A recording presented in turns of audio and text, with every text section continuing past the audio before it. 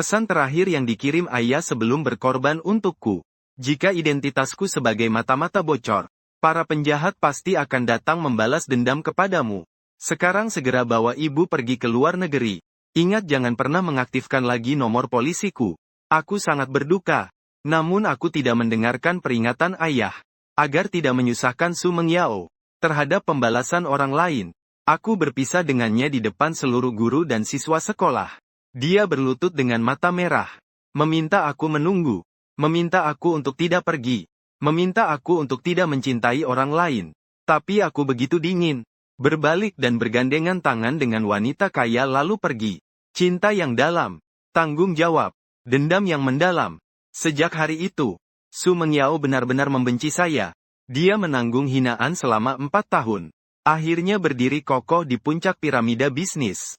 Menjadi orang terkaya di ibu kota. Dan setelah dia sukses dan terkenal, hal pertama yang dia lakukan adalah dengan kekuasaan memaksa saya kembali ke rumah. Kemudian membawa satu persatu pria pulang. Dengan sengaja mempermalukan saya. Orang-orang di lingkungan itu menertawakan saya sebagai anjing kecil yang hina dan rendah. Tapi saya hanya tersenyum pahit tanpa bicara. Pada hari dia membawa pria yang ke-99 pulang. Suara pria itu sangat mirip dengan saudara saya, Fusi. Tak lama kemudian, Su Mengyao keluar dari kamar mengenakan handuk mandi. Matanya tanpa setitik emosi. Sudah pulang. Kebetulan stok di rumah habis. Kamu pergi beli beberapa kotak ya? Setelah berkata, dia mengeluarkan setumpuk uang tebal dari laci di sampingnya. Langsung dilempar ke wajahku. Sisanya adalah tipmu. Kamu kan suka uang. Wajah terasa perih terbakar karena uang kertas yang dipukul. Aku tidak mengambil uang kertas yang jatuh di tanah. Tapi menatapnya dengan mata merah. Selama bertahun-tahun kamu tidur dengan begitu banyak pria. Kenapa bahkan Siming pun tidak kamu lepaskan? Padahal tahu Fu Siming adalah sahabat terbaikku. Mata Su Mengyao memancarkan kilatan dingin. Dengan ejekan dingin berkata, dulu kamu pernah melewatkanku. Hatiku tiba-tiba sakit. Kenangan itu datang menghantamku seperti gelombang besar. Aku dan Su Mengyao saling mencintai sejak muda. Kami adalah pasangan teladan yang terkenal di kampus. Kami pernah berjanji, saat mencapai usia yang ditentukan akan menikah. Tapi saat cinta sedang paling bersemangat, aku tiba-tiba putus dengannya. Pergi ke luar negeri bersama seorang anak orang kaya. Hari ketika dia memutuskan hubungan dengan saya, dia dengan mata merah mengejar saya lama sekali. Berulang kali memohon saya untuk tidak putus. Tapi saya begitu dingin. Bahkan tidak mau berbicara satu kalimat pun dengannya. Bahkan melihat langsung dia mengalami kecelakaan saat mengejar mobil. Saya juga tidak menoleh. Kecelakaan itu sangat parah. Menyebabkan ginjalnya pecah. Harus ganti ginjal agar bisa bertahan hidup. Dia penuh darah. Berbaring di meja operasi. Tetap bersikeras bangun dan menelepon saya. Namun telepon yang dia buat dengan sekuat tenaga semuanya diputus. Sejak hari itu, Su Mengyao sangat membenci dia. Menghabiskan 4 tahun untuk bertahan di puncak piramida bisnis. Menjadi wanita terkaya. Dan setelah dia mencapai kesuksesan dan ketenaran, hal pertama yang dia lakukan adalah menggunakan kekuasaan untuk memaksaku dengan paksa. Memaksa aku untuk membuat surat nikah. Lalu membawa satu persatu pria pulang untuk mempermalukanku. Tapi hanya aku yang tahu. Saat berpisah dengannya dulu. Bukan karena aku tidak mencintainya. Bukan juga karena aku mengutamakan kaya dan meninggalkan miskin. Melainkan karena terpaksa. Ayahku adalah polisi bawah tanah. Saat itu tugasnya gagal. Identitasnya diketahui oleh gembong narkoba. Setelah membunuh ayahku, kelompok kriminal itu mulai membalas dendam kepada keluargaku. Setelah mendapat kabar tersebut, kami sekeluarga melarikan diri. Dan demi tidak menyusahkan Su Mengyao, aku terpaksa berpisah dengannya. Di tengah jalan aku tahu dia mengalami kecelakaan mobil. Aku mempertaruhkan nyawaku untuk donor ginjal ke rumah sakit untuknya. Tidak sempat menunggu dia sadar. Lalu buru-buru pulang ke rumah. Tapi tidak menyangka keempat orang tua di keluarga, beserta ibuku dan adikku semuanya tewas mengenaskan. Hanya aku yang beruntung selamat. Mengingat bagaimana keluarga saya meninggal dengan mengenaskan. Mataku tak sadar memerah. Melihat mataku yang memerah, Su Mengyao dengan dingin berkata. Matanya tersirat sedikit harapan. Kenapa, kamu ingin mengatakan bahwa kamu punya alasan tersendiri? Setelah sadar kembali, aku hanya menggeleng tegas.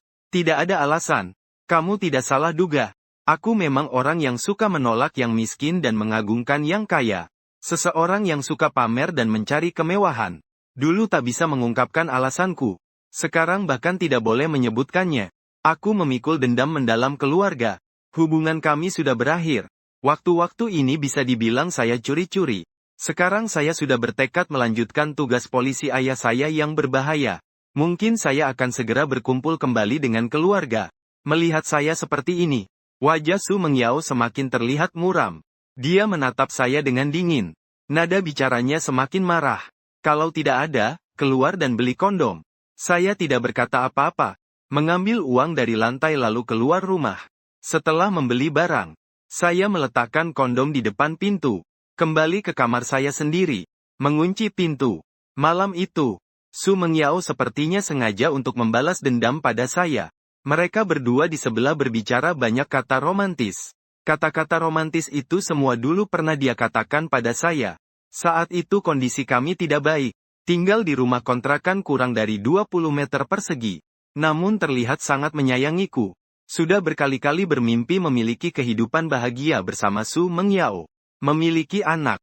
Hidup bahagia seumur hidup. Tapi kenangan itu seperti bunga di cermin dan bulan di air. Seindah apapun, tidak akan pernah kembali. Mengingat itu, air mata tak bisa ku kendalikan mengalir dari mataku. Keesokan harinya saat bangun, bantal sudah basah kuyup. Saat turun ke bawah, kami berdua sudah bangun. Pembantu di rumah jelas lebih sibuk dari biasanya. Baru ku tahu hari ini ulang tahun Fu Ximing. Su Mengyao akan mengadakan pesta ulang tahun besar di rumah untuknya.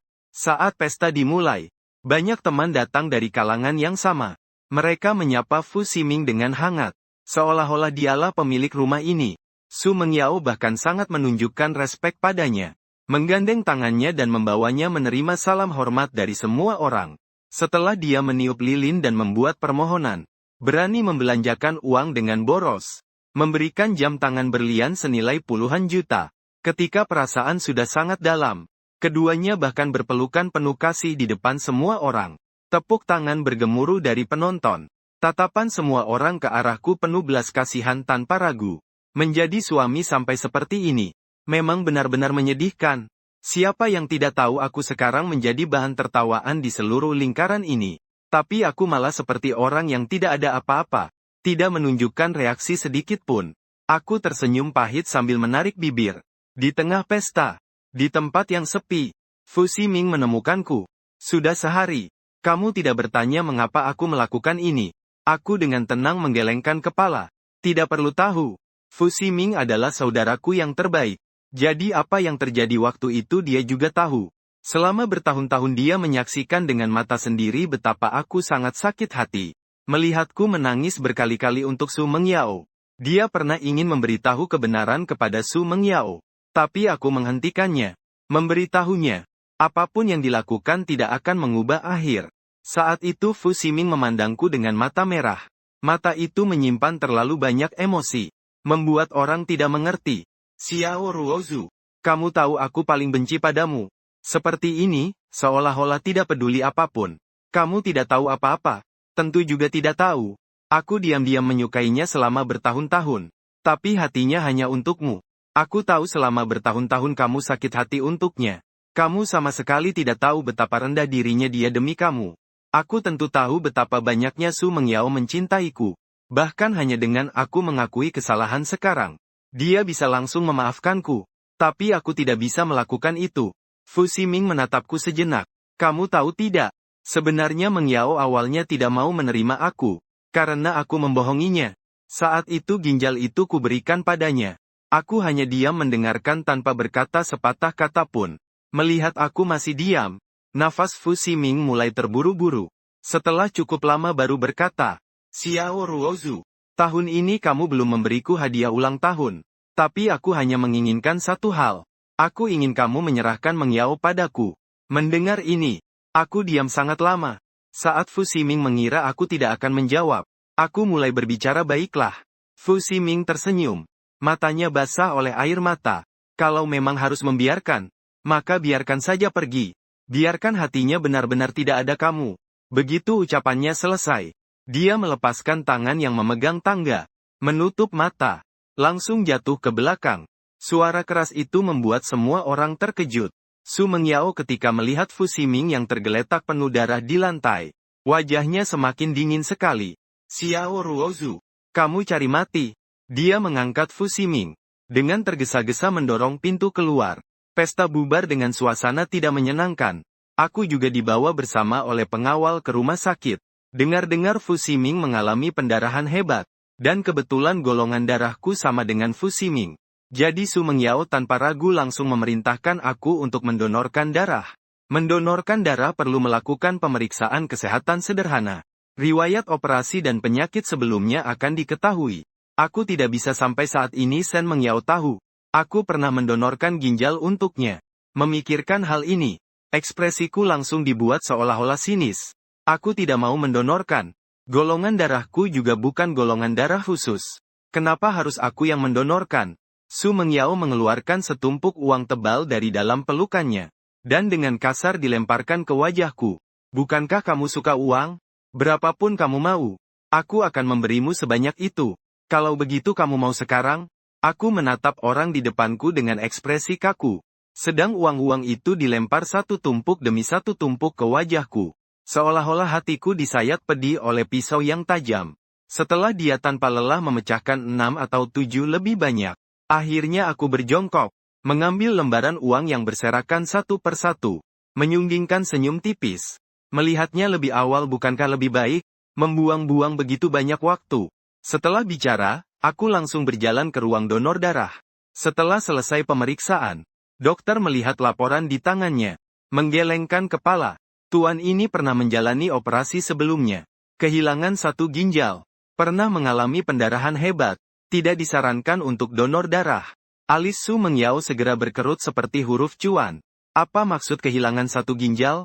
Sebelum aku sempat berkata, Su Mengyao dengan dingin berkata, kenapa demi uangku? Apa kamu bahkan ingin mengarang kejayaan saya dulu? Kamu menyumbangkan kebohongan seperti ini. Hatiku terasa sangat sakit. Tersenyum dipaksakan sambil mengangguk. Iya, tidak kusangka kamu bisa melihat melalui itu. Wajahnya sangat dingin. Mencengkeram kerah dokter. Mengatupkan gigi geraham dengan erat. Aku tidak peduli berapapun uang yang dia berikan padamu. Agar kamu berkata bohong. Aku akan memberimu 2 kali lipat Ximing. Butuh berapa banyak darah? Ambil sebanyak itu darahnya untukku.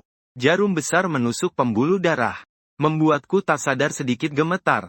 Darah mengalir sedikit demi sedikit. Tubuhku jadi semakin dingin. Dunia di depan mataku mulai menjadi kabur. Aku tidak tahu sudah berapa tabung darah yang diambil. Akhirnya tidak tahan lagi dan pingsan. Saat bangun, sudah gelap. Di samping tempat tidur ada kue ketan favoritku. Dulu setiap aku sakit, Su Mengyao, dimanapun dia berada, berani menembus hujan dan angin untuk membelikanku ubi ini. Aku senang. Dia bilang sekarang dia miskin. Hanya bisa membelikanku ini saja. Nanti pasti akan memberiku yang terbaik. Mengingat dia memelukku. Dengan lembut menenangkanku. Hatiku berdegup keras. Sakit sampai sesak napas. Aku mengambil kue ketan di atas meja. Secara mekanis dimasukkan ke mulut. Aku menelannya satu persatu. Saat keluar, tepat melihat Fu Ximing di kamar sebelah. Di sampingnya, Su Mengyao dengan perhatian sedang memberinya makan. Lalu dia memegang pipinya. Mengecupnya dengan lembut. Beberapa saat kemudian, keduanya berpisah. Fu Ximing memeluknya dalam pelukan. Nada bicaranya sebelum Qian Mengyao berhenti mencintai Zhou. Cintai aku, boleh? Matanya tepat menatap keluar pintu. Berhadapan penuh dengan saya di depan pintu. Ada keheningan sesaat di udara. Dia melihatku dengan tatapan dingin. Tidak cinta lagi. Tidak akan pernah mencintai lagi. Aku tidak mengatakan apa-apa.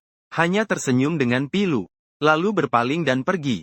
Selama hari-hari di rumah sakit, Su Mengyao memanjakan Fu Ximing di seluruh rumah sakit. Tak seorang pun tidak tahu. Tak seorang pun tidak mengerti. Aku sendirian di kamar. Tidak ada satupun yang datang menjengukku. Perawat magang. Berpikir aku masih lajang. Suatu hari berani-beraninya datang menanyakan kontakku. Sungguh kebetulan. Ternyata tepat saat itu Su Mengyao melihatnya. Dia memandang dingin ke arah kami berdua. Tidak berkata sepatah kata pun. Matanya yang dingin menakutkan. Beberapa hari setelahnya sampai opname.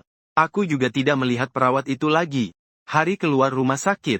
Fu Ximing bersikeras menarikku untuk ikut. Mengiao, bawa Ruozhou saja. Dia sendirian harus naik taksi. Pasti tidak nyaman. Su Mengiao memandangku dengan tatapan dingin. Dengan nada suara dingin. Bo Ximing, jangan terlalu baik padanya. Kalau tidak, kau akan dikoyak sampai habis. Apalagi dia suka menggoda wanita. Banyak orang yang bersedia mengantarnya pulang. Aku tidak berkata apa-apa. Akhirnya tetap naik mobilnya. Mobil berjalan di tengah jalan. Su Mengiao tiba-tiba menerima telepon. Katanya ada acara minum yang mengundangnya. Mendengar itu, Fu Ximing segera memohon padanya. Bawa kami berdua juga. Su Mengiao tidak menolak. 3 orang bersama-sama sampai di acara minum. Semua orang melihat dia menggenggam tangan Fu Ximing. Mengira dia adalah suami Su Mengiao. Jadi semua mata tertuju pada belakang mereka berdua. Aku yang mengikuti. Tuan Su. Pria ini dia lihat sekilas. Aku berkata dingin. Dia adalah pembantu rumah kami. Mengantarnya datang. Hanya untuk merawat Ximing aku. Jantungku tiba-tiba berhenti sejenak. Tapi aku tidak mengatakan satu kata pun untuk membantah.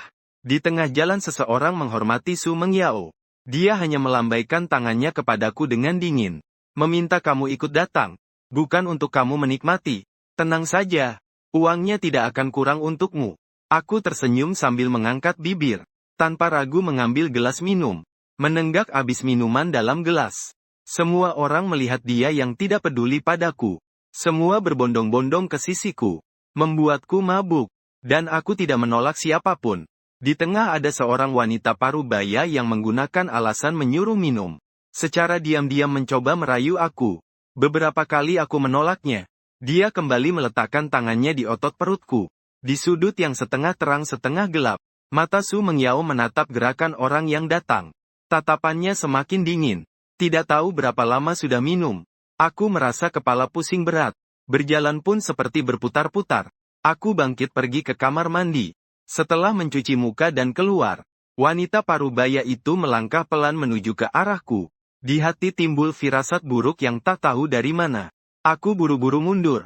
Tapi gerakan orang itu malah semakin cepat. Sekali usap, handuk yang dibasahi obat menutupi mulut dan hidungku. Tubuhku semakin berat. Darah terasa seperti mendidih seketika. Di saat terakhir aku didorong masuk ke kamar. Aku menendang keras ke kaki wanita itu. Memanfaatkan saat dia merasakan sakit dan melepaskan pegangan. Aku mendorongnya dengan kuat. Terhuyung-huyung berlari keluar. Saya sembarangan mencari sebuah ruangan untuk bersembunyi. Tubuh terasa panas seolah akan meledak. Manajer Mao tadi pasti sudah memberikan obat. Aku tahu aku sudah kena tipu. Dengan mengantuk pintu kamar didorong seseorang. Seorang wanita bertubuh tinggi masuk ke dalam. Melawan cahaya. Aku tidak bisa melihat wajahnya dengan jelas. Aku mengira dia pelayan ruang VIP. Dengan panik aku berlari ke arahnya. Aku dengan keras memegang tangannya. Tolong carikan aku seorang wanita. Cepat panggil orang. Suaranya dingin. Kamu tahu apa yang kamu katakan? Aku menggigit bibir dengan kuat. Memaksa diri untuk lebih sadar. Aku tidak boleh mati. Aku memohon padamu. Orang itu tertawa sinis. Mengapa harus mencari wanita? Bukankah aku sudah tersedia? Suara yang familiar terdengar. Membuatku segera sadar lebih dari setengah. Aku membuka mata. Melihat Su Mengiao yang muncul di depanku. Menggunakan sisa tenaga terakhir untuk mendorongnya. Kamu tidak bisa, tidak bisa. Wajah Su Mengiao langsung menjadi sangat dingin. Dia marah dan maju dengan cepat. Mengetatkan leherku dengan keras. Mengapa aku tidak bisa? Bukankah kamu bilang kalau aku punya uang kamu tidak akan meninggalkanku? Sekarang aku sudah punya uang. Mengapa tidak bisa? Aku terdiam sejenak. Beberapa saat kemudian, air mataku tak tahan lagi dan jatuh. Dengan suara gemetar berkata, karena kamu adalah Su Mengiao. Kamu adalah Su Mengiaoku. Begitu kata-kata itu terucap, seperti mengangkat gelombang besar yang dahsyat. Dia benar-benar kehilangan kendali. Menekanku di dinding. Mencium dengan malam yang penuh kebingungan. Saat terbangun lagi, sudah pagi hari kedua. Aku melirik tanda ciuman yang tersebar di seluruh tubuhku. Pipi terasa panas seperti akan terbakar. Di sampingku, Su Mengiao juga terbangun. Dia memandangiku.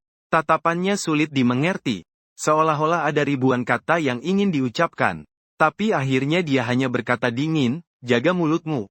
Jangan bergosip di depan Fu Ximing. Aku tersenyum pahit. Aku adalah suaminya. Melakukan urusan suami istri.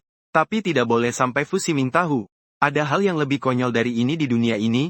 Aku tersenyum sinis sebentar. Boleh. Asalkan kamu beri aku uang. Aku pasti tidak akan berkata sepatah kata pun. Su Mengyao marah sampai wajahnya berubah kebiruan. Dari samping, dia menarik setumpuk uang tebal. Dengan jijik melemparkannya ke arahku. Lalu berdiri, mengenakan pakaian tanpa menoleh ke belakang dan pergi. Setelah pulang, baru aku tahu. Mulai hari ini, Fu Ximing akan pindah ke rumah ini. Bersama kita. Barang bawaannya penuh sesak. Menempati satu ruang tamu. Pembantu sedang membantunya membereskan. Melihat aku muncul, Fu Ximing menunjukkan sikap seperti tuan rumah laki-laki. Dan menyapaku kembali. Kamarmu sudah aku pindahkan ke kamar tamu oleh pembantu. Kamu tidak keberatan, kan? Aku peduli atau tidak penting. Aku juga tidak akan tinggal di rumah ini terlalu lama lagi. Sejak Fu Ximing pindah masuk, mereka berdua seakan tidak bisa terpisahkan setiap saat. Saat makan, Su Mengyao dengan lembut memberi porsi makan untuknya. Mengupas kulit untuknya. Bahkan sup pun akan diberikan pada suhu yang pas agar dia bisa minum. Di ruang tamu saat aku kebetulan lewat, selalu kulihat mereka berdua berpelukan dan berciuman penuh gairah. Bahkan ketika kamarku lewat lorong kamar tamu, di malam hari aku selalu mendengar suara desahan yang mesra itu. Mereka menenun sebuah jaring, mengurungku di dalamnya, sedikit demi sedikit mengencangkan, sampai akhirnya mencekikku hingga tubuhku penuh luka. Su Mengyao sengaja menyiksaku, dengan maksud saat dia dan Fu Ximing berduaan mesra. Menyuruhku berjaga di pintu. Bukankah kamu suka uang? Kalau begitu, jaga kami semalam saja. Bagaimana dengan 100.000? Wajahnya begitu memesona. Bibir tipisnya sedikit tersenyum. Dingin namun angkuh. Aku menatapnya dalam diam cukup lama. Lalu baru menjawab dengan 200.000. Wajah Su Mengyao sedikit bergetar. Menggertakkan gigi belakangnya. Mengambil tumpukan uang dari samping. Dengan jijik melemparkan ke arahku. Pergi keluar. Aku mengambil uang itu tanpa ekspresi. Saat keluar, aku bahkan menutup pintu untuk mereka dengan perhatian. Penghinaan seperti ini terus-menerus terjadi. Dia menyuruhku menata kamar mereka berdua. Menyuruhku membeli celana dalam untuk Fu Ximing. Bahkan membiarkan saya membersihkan medan perang setelah mereka berduaan. Bayaran untuk melakukan hal-hal ini adalah uang yang dilemparkan ke wajah saya berulang kali. Saya tidak pernah menolak dengan kata-kata, dan tidak pernah menunjukkan emosi apapun. Penuh dengan kemarahan dan kesedihan. Tidak ada sama sekali. Saya hanya dengan tenang mengambil uang itu, lalu menyelesaikan tugas-tugas yang dia atur satu persatu. Dingin seperti sebuah mesin. Su Mengyao. Tetapi karena ketidakpedulian saya dia menjadi benar-benar gila. Di malam hari saat tak ada orang, dia tak bisa menahan untuk memeluk pinggang saya. Menekan saya ke dinding. Bertanya mengapa saya bereaksi begitu dingin. Mengapa saya tidak peduli? Mengapa saya tidak cemburu? Apakah kamu tidak pernah menyukai saya sama sekali? Xiao Ruozu. Aku sebenarnya berarti apa bagimu? Aku masih terlihat setenang itu. Tatapan mataku ke arahnya. Tak terasa ada sedikit pun perasaan. Aku hanya peduli pada uang. Jika kau ingin aku bersikap seperti yang kau harapkan juga bisa. Tapi harus tambah bayar. Kali ini Su Mengyao tidak marah. Hanya menatapku dengan senyum dingin. Akhirnya matanya sampai agak merah. Dia melepaskanku. Tak pernah menoleh lagi. Beberapa hari kemudian, Su Mengyao harus pergi ke villa untuk membicarakan bisnis. Awalnya aku tidak tahu. Soalnya dia tak pernah melapor padaku tentang keberadaannya. Tapi para pelayan diam-diam bergosip bersama. Saat aku kebetulan lewat, mendengar dan tahu Nona pergi ke Villa Suesan untuk berbisnis. Ketika turun gunung terjadi longsor. Sampai sekarang belum ada kabar. Benarkah? Lalu bagaimana ini? Kudengar di Gunung Salju tahun ini turun salju sangat tebal. Jika terjadi longsoran salju, bukankah itu sangat berbahaya?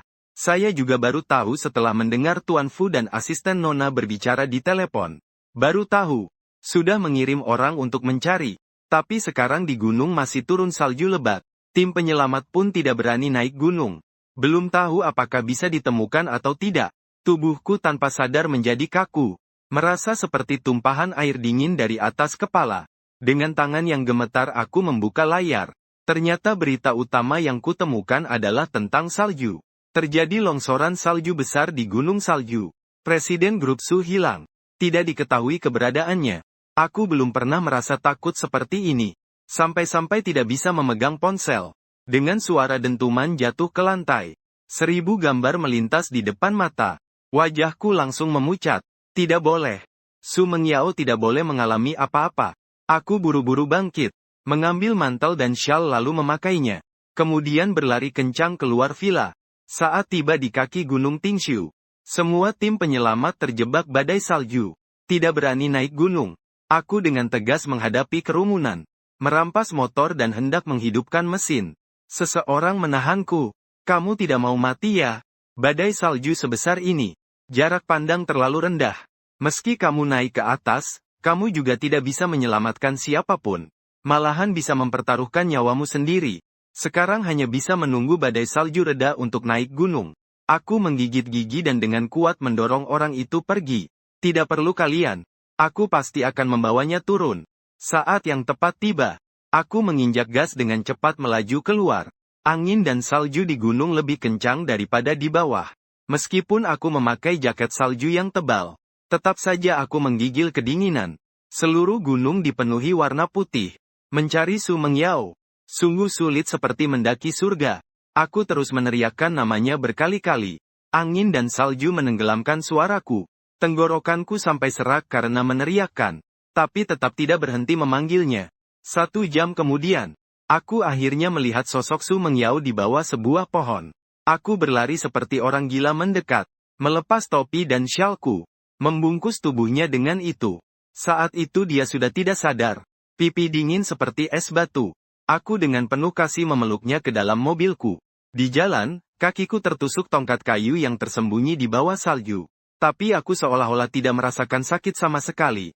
Mobil melaju selama 3 jam penuh di tengah badai salju. Akhirnya tiba di kaki gunung. Tim penyelamat melihat sosok kami. Mereka terkejut dan langsung berlari mendekat. Mereka tidak menyangka aku sendirian memiliki keberanian dan kekuatan seperti itu. Dalam cuaca yang begitu keras ini berhasil menemukannya. Membawanya turun dari gunung. Ketika melihat kerumunan berlari menuju kami, aku menoleh melihat Su Mengyao. Baru kemudian dengan tenang aku pingsan. Tidak tahu sudah berapa lama tertidur. Akhirnya aku terbangun. Di rumah sakit tak lagi menemukan jejak Su Mengyao. Aku merapikan diri sebentar. Lalu ke rumah sakit untuk mengurus surat keluar. Sesampai di rumah aku baru menyadari. Ternyata Fu Ximing sudah lama membawanya pulang ke rumah. Dan orang yang berani melawan angin badai salju, pergi sendiri ke gunung untuk menyelamatkannya ternyata juga Fu Ximing. Melihat orang di depannya selamat tanpa luka apapun, aku juga tidak berkata apa-apa. Lalu dengan santai berbalik dan naik ke atas. Di belakang, Su Mengyao yang melihat aku tidak menunjukkan sedikit pun kepedulian. Dingin memanggilku. Xiao Ruozu, apakah kamu benar-benar sekejam itu? Punggungku sedikit gemetar. Namun aku tetap tidak mengatakan apa-apa. Langsung masuk ke kamar. Sejak Fu Ximing menyelamatkan Su Mengyao, dia memperlakukannya dengan sangat berlebihan. Bahkan para pelayan di rumah pun tahu. Di keluarganya saat berbicara, orang yang paling penting selain Su Mengyao adalah Fu Ximing. Dia berjanji padanya. Selama dia membuka mulut, dia bisa memenuhi semua permintaannya. Fu Ximing memeluknya dalam pelukan. Nada suaranya tetap lembut seperti biasa. Aku tidak ingin apa-apa. Hanya ingin punya status. Mengyao, kamu tahu, aku selalu ingin menikahimu. Su Mengyao memeluk tangannya dan menjadi kaku. Terdiam sejenak kemudian perlahan membuka mulut. Aku bisa menyetujui semuanya. Hanya ini yang tidak bisa. Dia tiba-tiba mengangkat kepalanya. Matanya sudah berair. Masih karena Weizu, kan? Kamu sangat mencintainya. Tapi dia mencintaimu. Mengyao selalu ada di sisimu. Apakah kamu benar-benar tidak bisa melihat sama sekali? Setelah suara berhenti, dia mendorongnya pergi. Dengan mata merah menangis dan berlari keluar. Su Mengyao belum sempat mengejarnya keluar. Maka terdengar suara rem mobil yang menusuk dari pintu. Lari keluar pintu. Baru menyadari Fu Ximing tergeletak di dalam genangan darah. Wajahnya langsung berubah. Melangkah cepat dengan kaki panjang ke arahnya. Memeluknya dalam pelukannya. Dia begitu rapuh. Seolah sewaktu-waktu akan hilang dari hidupnya. Su Mengyao menggenggam tangannya dengan gemetar. Yanxi menatapnya dengan penyesalan yang mendalam. Aku berjanji padamu. Aku akan memenuhi semua yang kamu minta. Mendapat jawabannya. Dia akhirnya tersenyum lega. Kecelakaan mobil kali ini tidak serius. Pergi ke rumah sakit untuk membersihkan dan membalut luka. Dia pun keluar dari rumah sakit. Setelah keluar rumah sakit, hal pertama yang dilakukan Su Mengyao adalah mengajukan cerai. Keduanya duduk di sofa ruang tamu. Keduanya tampak dingin dan menjauh satu sama lain. Su Mengyao membuka pembicaraan lebih dulu. Kamu mau berapa harta? Beri harga saja. Saya tanpa mempedulikan melihat perjanjian cerai. Terserah kamu saja. Tapi ada sesuatu yang harus aku. Kerutkan kening. Aku dengan tenang menjawab sambil melihat perjanjian cerai. Barang pusaka yang kamu berikan padaku bertahun-tahun lalu. Barang pusaka itu bukan hanya sebuah liontin giok. Itu juga menjadi simbol cinta kami. Jika aku gagal menjalankan tugas, nanti saat aku meninggal, aku berniat mengubur liontin giok itu bersama abu jenazahku. Anggap saja itu sebagai pengorbananku. Juga berikan diri sendiri sebuah harapan. Mendengar ini, mata Su Mengyao langsung bersinar. Dia menekan getaran di hatinya. Dengan suara pelan berkata, jika kamu tidak ingin pergi, aku juga bisa tidak pergi. Aku tahu apa yang dia ingin dengar. Tapi aku justru tidak bisa seperti yang dia harapkan. Pergi jika pergi bisa membagi lebih banyak harta. Kenapa tidak pergi? Liontin giok ini berharga. Aku sudah tanya orang. Dia sangat bernilai. Wajah Su Mengyao memerah karena marah. Jari-jarinya yang panjang menggenggam menjadi kepalan. Tatapannya seperti pisau tajam. Dengan keras menusuk ke arah orang di depannya. Xiao Ruozu, kamu tidak punya hati. Besok ketemu di kantor urusan kependudukan. Jangan sampai telat. Aku tidak pernah menyangka bahwa mengakhiri hubungan pernikahan dua orang akan sesederhana ini. Kupikir dengan kepribadiannya, dia tidak akan mau melepaskan begitu saja. Menyiksaku dengan keras. Sampai aku hancur dan putus asa baru dia mau menyerah. Melihat nama dan foto kedua orang di surat cerai, hatiku tak bisa menahan rasa sesak sedikit. Mulai sekarang, nama Xiao Ruozu dan Su Mengyao tidak ada kaitannya lagi. Sebelum bercerai, Su Mengyao mengajukan satu permintaan padaku. Dia akan memberiku sejumlah besar harta, tapi aku harus menghadiri pernikahannya dengan Fu Ximing, dan menemani Fu Ximing sepanjang acara. Aku akan menjadi satu-satunya pendamping pengantin pria. Hanya jika aku melakukan ini semua, dia baru mau melepaskanku. Aku tidak mengerti mengapa dia melakukan ini. Pernikahannya sendiri, meninggalkan mantan suami tidak membuat orang merasa terganggu. Mengadakan pernikahan di tepi laut, itu ide Fu Ximing. Dia bilang dia suka laut. Saat waktunya, pernikahan akan diadakan di pantai. Malamnya semua orang berpesta di atas kapal pesiar. Bebas dan romantis. Naik kapal pesiar. Su Mengyao berkomunikasi dengan staf mengenai detailnya. Fu Ximing dan aku beristirahat di dek kapal.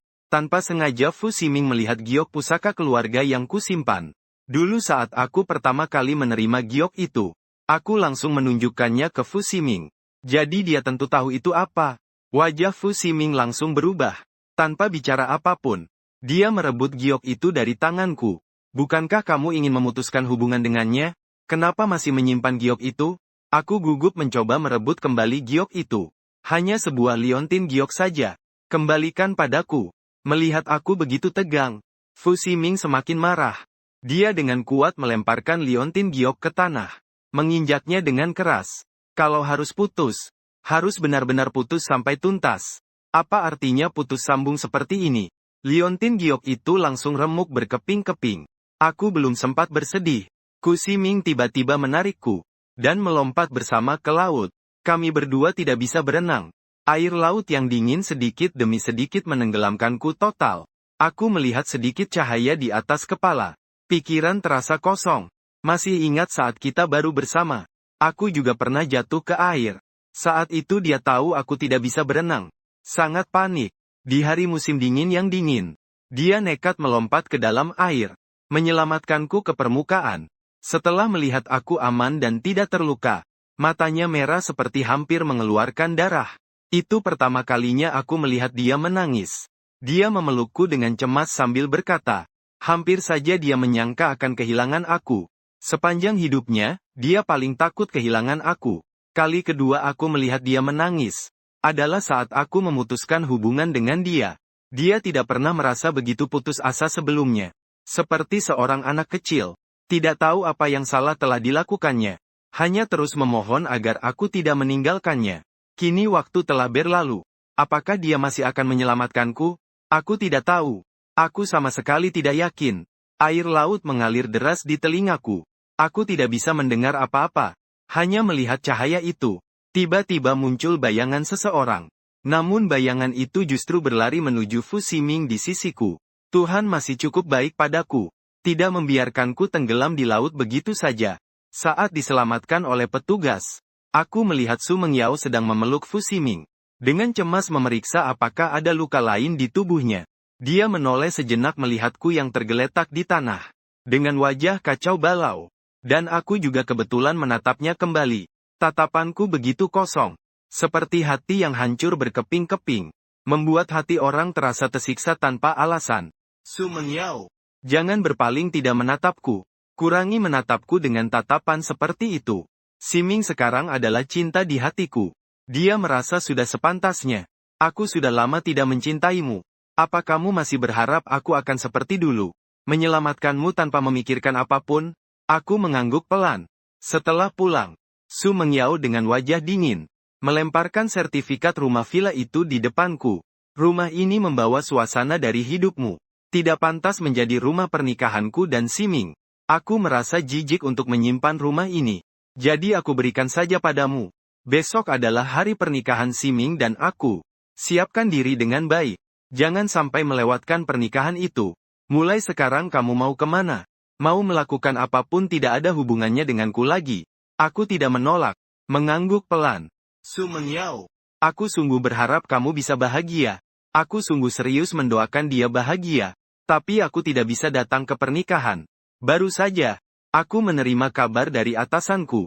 Jadwal kematian palsu sudah diatur. Aku harus pergi menjalankan misi perjalanan. Aku tidak punya kesempatan lagi.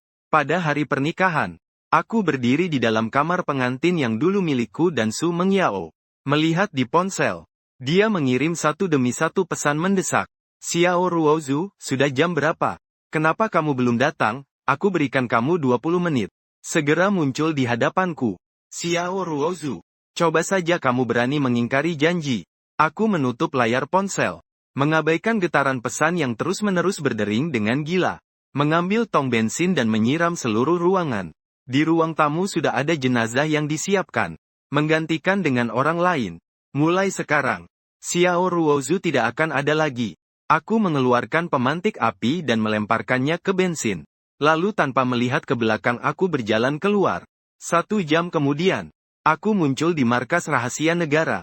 Atasan dengan hikmat menyematkan lencana polisi yang dulu milik ayahku di dadaku. Secara resmi menyematkan di dadaku. Lencana polisi 174.768 diaktifkan kembali. Xiao Ruozu, selamat bergabung kembali. Hormati dengan hormat ini. Masih ada 10 menit sebelum pernikahan resmi dimulai. Su Mengyao meletakkan ponselnya dengan dingin. Dia sudah menelponku berkali-kali. Semua dalam keadaan tidak ada jawaban. Tidak tahu dia mau bikin ulah apa lagi. Mungkinkah dia merasa harta yang diperoleh tidak cukup banyak? Su Mengyao menggenggam ponselnya erat. Dalam matanya penuh kemarahan. Ke Fu Ximing bisa melihat kekhawatiran yang tersembunyi di baliknya. Yo Ximing, tunggu aku sebentar. Aku akan membawa Xiao Ruozu kembali. Sebagai pendamping pengantinmu. Fu Ximing menarik lengan Su Mengyao. Meninggalkannya di sampingnya. Tidak apa-apa. Jika Mengyao tidak datang, ya tidak apa-apa. Tak mungkin melewatkan hari baik hanya karena Ruozu, kan? Dia membujuk wanita di sampingnya. Dia sudah menunggu kesempatan ini bertahun-tahun. Tidak akan membiarkan segalanya dirampas di detik terakhir. Di mata Fu Ximing terlihat sedikit niat jahat. Dan pandangan Su Mengyao menjadi suram. Zongxi tidak berkata apa-apa. Masih ada 10 menit untuk membalas. Dia berpikir, jika aku mengirim telepon atau pesan kepadanya memberitahu. Aku tidak tega memintanya. Kalau tidak mau menikah dengan Fu Ximing. Wanita itu berpikir. Tetapi waktu berlalu detik demi detik. Apa yang dia harapkan masih belum terjadi. Akhirnya musik pernikahan mulai dimainkan. Dia kecewa meletakkan ponsel.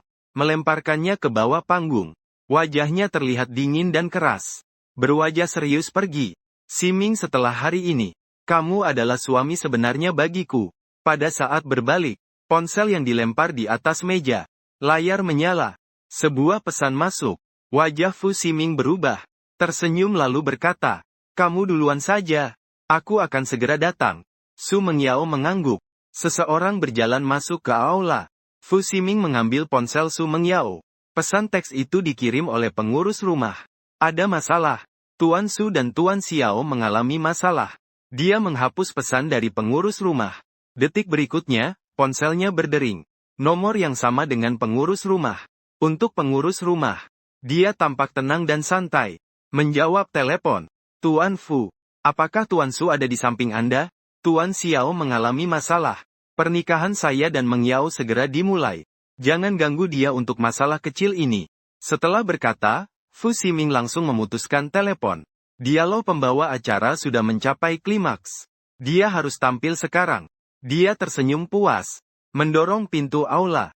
Berjalan di karpet merah di bawah cahaya gemerlap. Datang di depan wanita yang sangat dicintainya selama bertahun-tahun. Pernikahan berjalan lancar. Mereka mengucapkan sumpah. Di bawah tatapan semua orang. Tukar cincin dan berciuman. Semua orang memberikan ucapan selamat kepada mereka. Tapi kegelisahan di hati Su Mengyao tidak pernah hilang. Justru semakin menjadi-jadi. Dia tanpa sadar ingin meraih ponsel. Melihat apakah aku sudah membalasnya. Tapi saat tangannya masuk ke dalam saku, dia ingat ponselnya sudah dilempar ke belakang panggung. Meng Yao seharusnya pergi memberi hormat minuman. Hari ini banyak orang yang datang. Wajah Fu Siming dipenuhi senyuman bahagia. Terlihat sangat bercahaya dan menawan. Dipuji oleh tamu undangan. Mereka adalah pasangan yang serasi. Suara tawa dan kegembiraan. Gelak tawa dan gelas yang bertemu. Pesta pernikahan ini baru selesai pada malam hari. Fu Siming sudah mabuk. Meng Yao, akhirnya aku menjadi milikmu. Kau tahu berapa lama aku menunggu hari ini? Kau selalu melihatnya. Xiao Ruozhou tidak pernah melihatnya. Sekarang akhirnya aku menunggu hari ini. Fu Siming mulai bergerak tangan. Menarik pakaian wanita. Mendengar omongan mabuk ini. Mata Su Meng Yao juga menunjukkan ketidakberdayaan yang penuh kasih. Kemudian teringat padaku. Setelah dia mendapatkan ponsel. Melihat aku tidak membalas sepatah kata pun. Dia sangat terluka. Padahal tahu kalau dia bilang satu kata saja. Membuatnya tetap tinggal. Dia akan mengabaikan segalanya. Tapi dia begitu kejam. Bahkan tidak mau berdiri bersama di pernikahan. Kalau begitu, mulai sekarang, dia juga tidak akan melunak lagi padanya. Mobil tiba di kamar pengantin dia dan Fu Siming. Su Mengyao menopang pria yang mabuk turun dari mobil. Lalu melihat pelayan yang buru-buru menyambut. "Bos Su, ada masalah." Kata-kata itu seperti bom. Su Mengyao belum bereaksi. Fu Siming sudah sadar terlebih dahulu. "Ada apa besok kita bicarakan?" Hari ini Meng Yao sangat lelah. Pria yang tadi mabuk buru-buru menghentikan. Kata pelayan itu. Akhir-akhir ini Fu Siming sangat dimanja. Jadi pelayan melihat ekspresi Su Meng Yao. Tidak langsung berkata apa-apa. "Benar. Hari ini adalah hari pernikahan saya dengan Siming. Tidak ada hal buruk apapun." Su Meng Yao menunjukkan sikap setuju. Membuat Fu Siming merasa lega. Manajer rumah juga dengan tahu diri mundur. Setelah mengantar Fu Siming ke kamar mandi, Su Meng Yao kembali ke ruang tamu. Duduk di sofa. Dengan wajah dingin. Memanggil manajer rumah. Apa yang terjadi? Dia tidak bertanya di depan Fu Siming. Karena dia punya firasat bahwa hal ini ada hubungannya dengan dia. Ternyata ekspresi manajer rumah menjadi sulit. Menunduk dan berkata pelan. "Tuan Xiao mengalami masalah." Dia menunjukkan penampilan jijik. Apa yang bisa terjadi pada dia? Apakah merasa uangnya tidak cukup? Setelah memberi dia uang, dia sudah tidak ada hubungannya dengan saya. "Tuan Xiao, dia meninggal dunia." Dalam sekejap, Su Meng Yao memegang erat gagang sofa. Berita ini terlalu mengejutkan. Bagaimana mungkin Xiao Ruozhou tiba-tiba meninggal? Dia menatap kepala pelayan dengan nada dingin. "Bercanda dengan hal seperti ini. Apa kamu sudah muak hidup?" Kepala pelayan ketakutan hampir jatuh bersujud. Dia tidak mungkin bercanda dengan perkara serius seperti ini. Kepala pelayan dengan gemetar melaporkan situasinya. "Memang benar seperti itu. Pada sore hari, kami melihat rumah yang Anda alokasikan untuk Tuan Xiao terbakar. Api sangat besar. Jika petugas penyelamat tidak datang tepat waktu, Dibutuhkan beberapa jam untuk memadamkan api sepenuhnya. Saat kami masuk untuk memeriksa, Tuan Xiao sudah terbakar hingga wajahnya tak dikenali. Tidak bisa diselamatkan lagi. Udara hening sejenak. Mata Su Mengyao menunjukkan ekspresi tak percaya. Setelah beberapa lama, barulah dia seperti akhirnya sadar dan berteriak marah. Bagaimana mungkin ada hal sebesar ini? Kenapa tidak ada yang memberitahuku? Kalian semua untuk apa sih? Aku sudah menelpon Anda, juga mengirim pesan singkat, tapi Anda tidak membalas sama sekali. Aku juga menelpon Tuan Fu.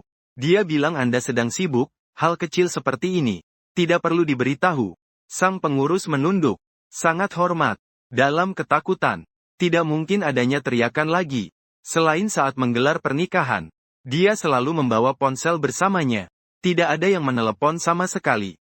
Dalam kemarahan, Su Mengyao langsung mengeluarkan ponsel untuk menanyai pengurus rumah. Namun di kotak sampah ia melihat pesan yang dihapus oleh seseorang. Pesan dan panggilan berasal dari pengurus rumah. Dia sangat terkejut. Pada waktu itu tepat sebelum upacara pernikahan dimulai. Hanya Fu Ximing yang mungkin sudah melakukan sesuatu. Wajahnya tiba-tiba menjadi pucat. Kemudian detak jantungnya sangat cepat. Bahwa saya bertemu Xiao Ruozu. Dengan suara gemetar. Direktur Su, Tuan Xiao, dan pengurus rumah. Sebelum kalimat selesai, mata Su Mengyao sudah memerah. Bahwa saya bertemu Xiao Ruozu. Dia sekali lagi berteriak. Ekspresi pengurus rumah penuh kasih sayang. Mau tidak mau dia mengangguk. Sopir membawa kami ke rumah pernikahan yang dulu pernah aku dan dia tinggali. Ketika Su Mengyao turun dari mobil, hampir tidak percaya dengan apa yang dilihatnya. Kenangan kami semua telah berubah menjadi puing-puing. Tidak ada yang tersisa. Dia berjalan dengan bingung di sekitar tanah yang terbakar hebat ini. Masih ada bau asap yang pekat, membuktikan betapa kejamnya kebakaran itu. Dia berjalan ke tempat paling dalam. Di sebidang tanah kecil yang telah dibersihkan. Dia melihat sebuah jenazah yang terbakar hangus. Napasku seakan berhenti pada saat itu. Su Mengyao perlahan berlutut. Dia tidak berani menyentuhnya. Takut bahwa sosok itu akan hancur menjadi debu. Apakah itu dia? Suaranya begitu serak. Sulit dipercaya. Hanya dalam waktu 1 hari, aku menjadi seperti ini. Hati Su Mengyao benar-benar sesak. Bola mata yang memerah jatuh. Setetes air mata jatuh dengan sunyi ke tanah di bawah kaki. Mengapa bisa seperti ini? Mengapa bisa menjadi seperti ini? Sebenarnya apa alasannya? Mengapa bisa terjadi kebakaran? Xiao Ruozhou, kamu minta banyak uang dariku. Kamu belum menghabiskan 1 sen pun. Bukankah kamu paling suka uang? Uang saya semua untukmu. Asal kamu bilang ke saya. Ini cuma lelucon. Uang saya semua bisa saya berikan untukmu. Wanita Xiao Ruozhou menjerit. Dulu dia membenci orang ini karena sombong dan cinta uang. Sekarang dia berharap ini hanya sebuah lelucon. Hanya cara aku minta uang padanya. Asal dia memberikan semua uangnya padaku. Aku akan keluar dengan tersenyum. Tapi dia memanggil namaku. Berkali-kali tanpa ada respon apapun. Di antara reruntuhan yang luas ini, orang yang dia cintai sudah meninggal. Xiao Ruozu. Su Mengyao memanggil namaku dengan lemah. Air mata mengalir deras. Meski aku pernah membuatnya sedih. Berkali-kali. Tapi dia tetap tidak bisa melupakan pernikahanku dengan Fu Ximing. Dia bersumpah untuk mengakhiri masa lalu. Tapi kenapa kamu sekali lagi meninggalkanku pergi? Xiao Ruozu, kamu sangat kejam. Apakah kamu pernah memikirkan aku sedetik pun? Dia menangis dengan pilu. Bahkan tidak bisa saling memeluk. Rasa sakit tanpa akhir menyelimuti Su Mengyao. Dia merasa hampir sesak di reruntuhan ini. Kenapa aku sekali lagi meninggalkannya? Mengapa saya masih tidak bisa melepaskannya? Aku melihat Su Mengyao yang seperti sedang gila.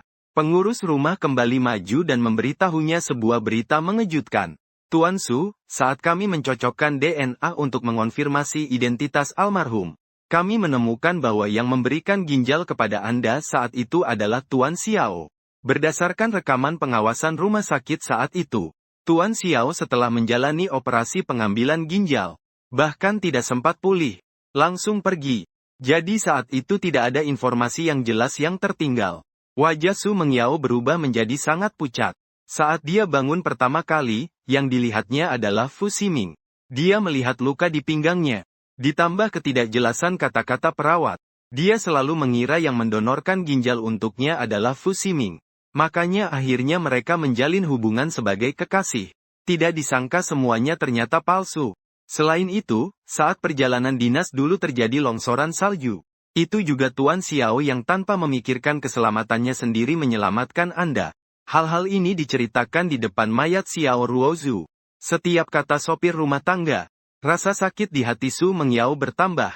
Akhirnya dia tak tahan lagi dan berteriak dengan sepenuh hati. Ruozhou. Dia selalu mengira aku tidak peduli padanya. Tak disangka di balik ketidaktahuannya. Aku malah berkorban berkali-kali untuknya. Kalau begitu, kenapa kamu meninggalkanku? Kenapa tidak memberitahuku? Selama kamu mengucapkannya, aku pasti akan meninggalkan segalanya untukmu. Xiao Ruozhou kenapa? Sebenarnya kenapa?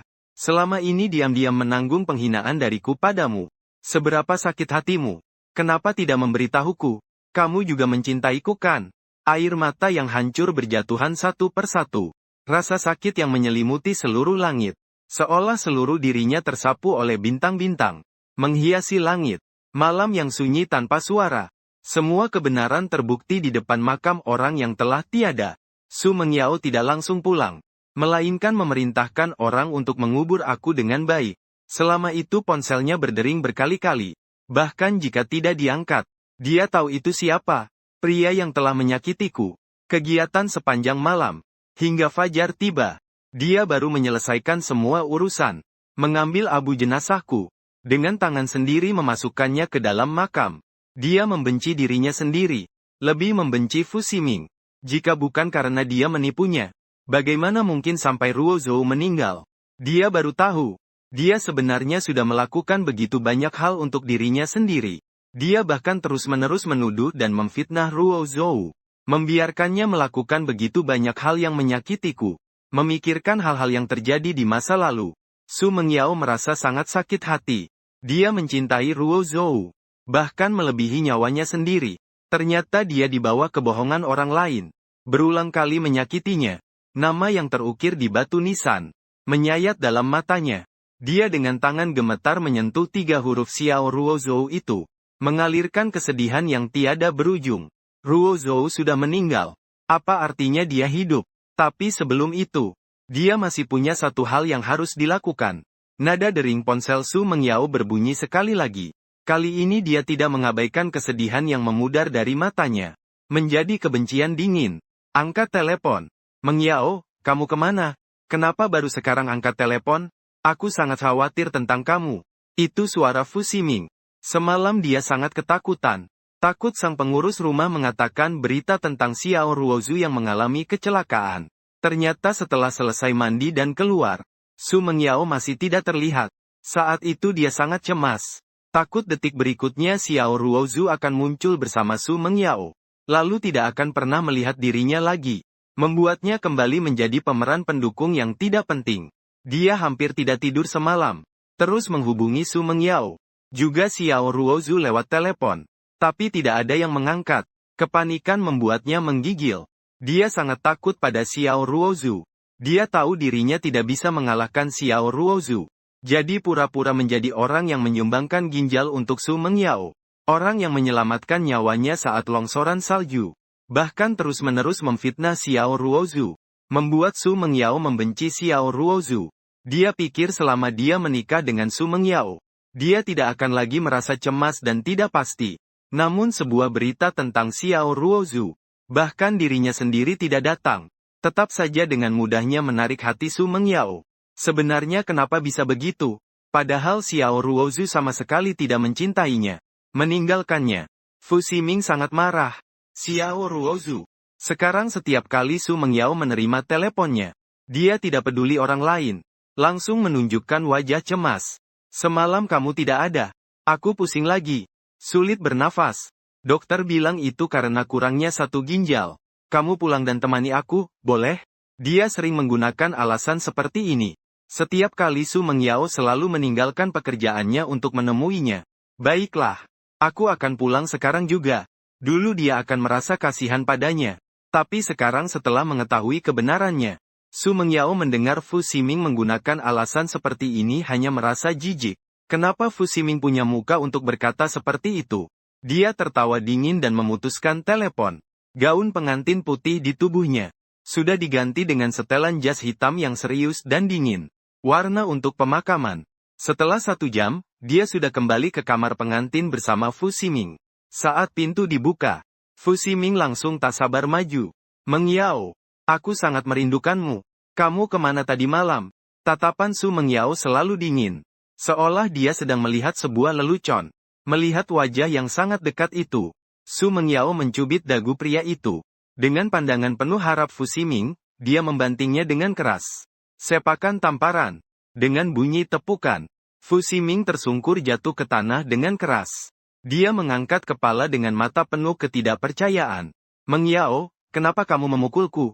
Aku sudah menyelamatkanmu berkali-kali, tapi kamu malah memukulku. Sambil berkata itu, seolah-olah dia mengerti sesuatu. Memegang wajahnya sendiri, tatapannya perlahan berubah menjadi, aku mengerti. Apakah itu Xiao Ruozu? Apakah dia mengatakan sesuatu padamu? Dia bahkan tidak mencintaimu. Tidak peduli apa yang dia katakan. Mengyao, apakah kamu tidak percaya padaku? Akulah yang benar-benar mencintaimu, yang mau mengorbankan segalanya untukmu.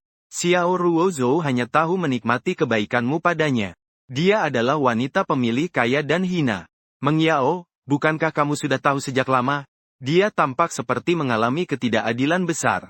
Padahal ucapan seperti itu hanya membuat Su Mengyao semakin marah. Fu Ximing, kamu cari mati. Kepada pria yang terjatuh ke tanah, dia menendang dengan 1 kaki. Langsung membuat Fu Ximing membentur kepala ke tiang. Darah mengalir dari dahinya. Namun dia masih belum mengerti apa yang sebenarnya terjadi. Mengapa Su Mengyao bersikap seperti itu padanya? Pasti Xiao Ruozhou. Pasti dia melakukan sesuatu. Fu Ximing merangkak di tanah ke sisi kaki Su Mengyao. Menangis lemah sambil menggelengkan kepala. Mengyao, kamu beritahu aku. Di mana aku salah? Aku bisa berubah. Tolong jangan percaya kata-kata Xiao Ruozu, baiklah. Namun di mata wanita itu sudah tidak ada lagi kasih sayang seperti dulu. Kalau bukan karena pelayan yang menyelidiki, aku tidak akan tahu. Kau ternyata terus-menerus membohongiku. Su Anshan, bukan kamu yang menyelamatkanku dari longsoran salju. Juga bukan kamu. Semuanya dilakukan oleh Ruozu. Dialah yang telah berkorban segalanya untukku. Aku tidak percaya kau menggunakan perbuatannya untuk mencari pujian dariku. Terus-menerus menuduhnya. Fu Ximing, beraninya kamu. Wajahnya pucat pasi. Tangannya mencengkeram erat kaki celana Su Mengyao. Matanya penuh dengan air mata. Aku juga tidak ingin seperti ini Mengyao. Kamu percaya padaku. Aku hanya terlalu mencintaimu. Aku tidak ingin Xiao Ruozu terus-menerus menyakitimu. Meninggalkanmu. Sekarang kita sudah menikah. Jangan lagi mengurusi Xiao Ruozu. Mari kita jalani hidup dengan baik, oke? Aku janji aku pasti akan berubah. Mengyao, tolong aku. Maafkan aku ya. Sekarang aku adalah suamimu. Fu Ximing tak henti-hentinya menangis dengan kepala menunduk. Berharap orang di depannya bisa memaafkannya sekali ini. Tapi dia lupa. Su Mengyao tidak pernah menjadi seseorang yang lemah lembut. Dan Xiao Ruozu selalu menjadi cinta sejatinya. Suaranya tetap dingin seperti biasa. Aku terlalu mempercayaimu. Barulah membuat Xiao Ruozu sampai pada titik seperti ini. Kamu tahu dia sekarang di mana? Asalkan kamu pergi meminta maaf padanya. Aku akan memaafkanmu. Fu Ximing matanya bersinar. Dia tahu masih ada harapan bagi dirinya. Dia mengikuti Su Mengyao begitu lama. Tidak mungkin dia sama sekali tidak peduli pada dirinya. Dia paling tidak tega melihat dirinya menangis. Dia cepat mengangguk. Matanya mulai menampakkan senyuman. Bukan seharusnya begitu. Aku yang salah. Meminta maaf pada Ruozu juga hal yang seharusnya. Bukankah dia suka uang? Aku akan memberinya banyak uang. Dia pasti akan sangat senang. Mengyao, jadi dia di mana? Aku akan langsung pergi meminta maaf padanya sekarang juga. Su Mengyao menatapnya dengan senyum kejam di bibirnya. Suara seolah berasal dari neraka. Kalau begitu, pergilah sendiri untuk menebus dosanya. Wajah Fu Ximing tiba-tiba berubah menjadi sangat pucat. Tidak percaya. Kata-kata ini, Xiao Ruozu telah meninggal. Bagaimana mungkin? Apakah ada kesalahan? Ini pasti cara dia untuk membuatmu tetap tinggal.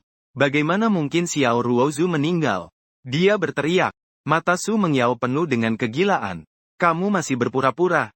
Kalau bukan karena kamu, bagaimana mungkin Xiao Ruozu mati? Kalau bukan karena kamu tidak mengizinkan pengurus menghubungiku, Xiao Ruozu masih bisa diselamatkan. Demi menikah denganku, kamu benar-benar tidak segan menggunakan segala cara. Sekarang Xiao Ruozu telah meninggal. Kamu juga puas, bukan? Kamu tahu bagaimana dia mati. Aku akan memberitahumu. Ketika Fu Ximing mengadakan pernikahan kami, Xiao Ruozu sedang dalam kebakaran besar. Kamu yang menghentikan pengurus rumah. Agar aku tidak tahu tentang ini. Kalau tidak, aku bisa menyelamatkannya. Saat aku sampai di sana, dia sudah terbakar hidup-hidup. Setiap kata yang diucapkan, amarah di mata Su Mengyao semakin bertambah. Seolah-olah detik berikutnya dia akan ikut mati bersamanya. Ketakutan dalam mata Fu Ximing keluar dengan dalam. Ini pertama kalinya dia melihat Su Mengyao seperti ini. Gila seperti ini. Tanpa peduli apapun. Maaf, Mengyao. Su Mengyao memandang Fu Ximing dengan dendam. Majulah dan menendangnya dengan keras. Mulai hari ini, kamu harus mengembalikan segalanya kepada Ruozi. Mengalami semua penderitaan yang pernah dia alami. Fu Ximing terengah-engah di lantai. Tetapi kemudian dia sadar bahwa mati mungkin lebih baik. Karena Su Mengyao sudah tanpa ampun menjatuhkan hukuman. Mulai dari ginjal. Security berlari masuk. Menarik pria di lantai dan menyeretnya keluar. Mereka tidak pergi ke rumah sakit umum. Namun ke rumah sakit pribadi. Ini adalah wilayah kekuasaan Su Mengyao. Di dalamnya, Fu Ximing diikat di meja operasi. Jika Pak Su tidak memberikan obat bius, tidak hanya akan sangat sakit, tetapi bisa menyebabkan pendarahan hebat, yang bisa membahayakan nyawa. Dokter mencoba membujuk Su Mengyao. Dengan dingin dia mengangkat bajunya Fu Ximing. Tangan menyentuh bekas luka di sisi pinggang. Hanya karena bekas luka ini, dia terus percaya pada Fu Ximing. Tidak pernah benar-benar memperhatikan. Sekarang saat menyentuhnya dengan tangan, baru sadar itu hanya tato yang buruk. Betapa lucunya. Dia menarik tangannya, rasa jijik terlihat di matanya. Lebih banyak perintah penolakan yang diberikan. Tepat di tempat tato itu dia mengayunkan pisau. Karena dia berani membohongiku, maka semua ini harus menjadi kenyataan. Baik, pria yang mulutnya dibungkam itu menggelengkan kepala dengan keras. Tapi Su Mengyao sama sekali tidak memandangnya. Langsung meninggalkan ruang operasi. Dokter menghela napas. Tidak tahu orang ini sedang bermasalah dengan siapa. Tuan Su, sudahlah. Ini bukan urusanku. Pisau bedah yang tajam. Mengiris kulit. Tidak ada anestesi. Fu Ximing kesakitan sampai hampir pingsan. Akhirnya operasi pun selesai. Fu Ximing juga kehilangan warna pada wajahnya. Pucat dan pingsan. Lukisan tato di pinggangnya yang dulu untuk menipu Su Mengyao, sekarang benar-benar menjadi luka mengerikan. Saat Fu Ximing sadar, dia mendapati dirinya berada di sebuah ruangan kedap udara.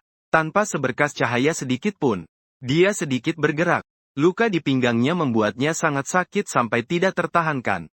Tidak ada pembalutan, tidak ada sterilisasi, tidak ada perawatan penyembuhan apapun. Dia sekarang sangat lemah sampai tidak memiliki tenaga untuk bicara.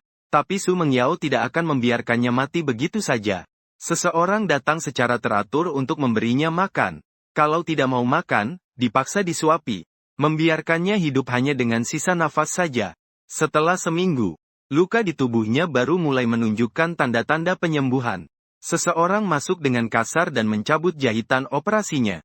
Dia mengalami rasa sakit sekali lagi. Teriakan pilu bergema di ruang bawah tanah. Darah yang mengalir berubah menjadi merah gelap.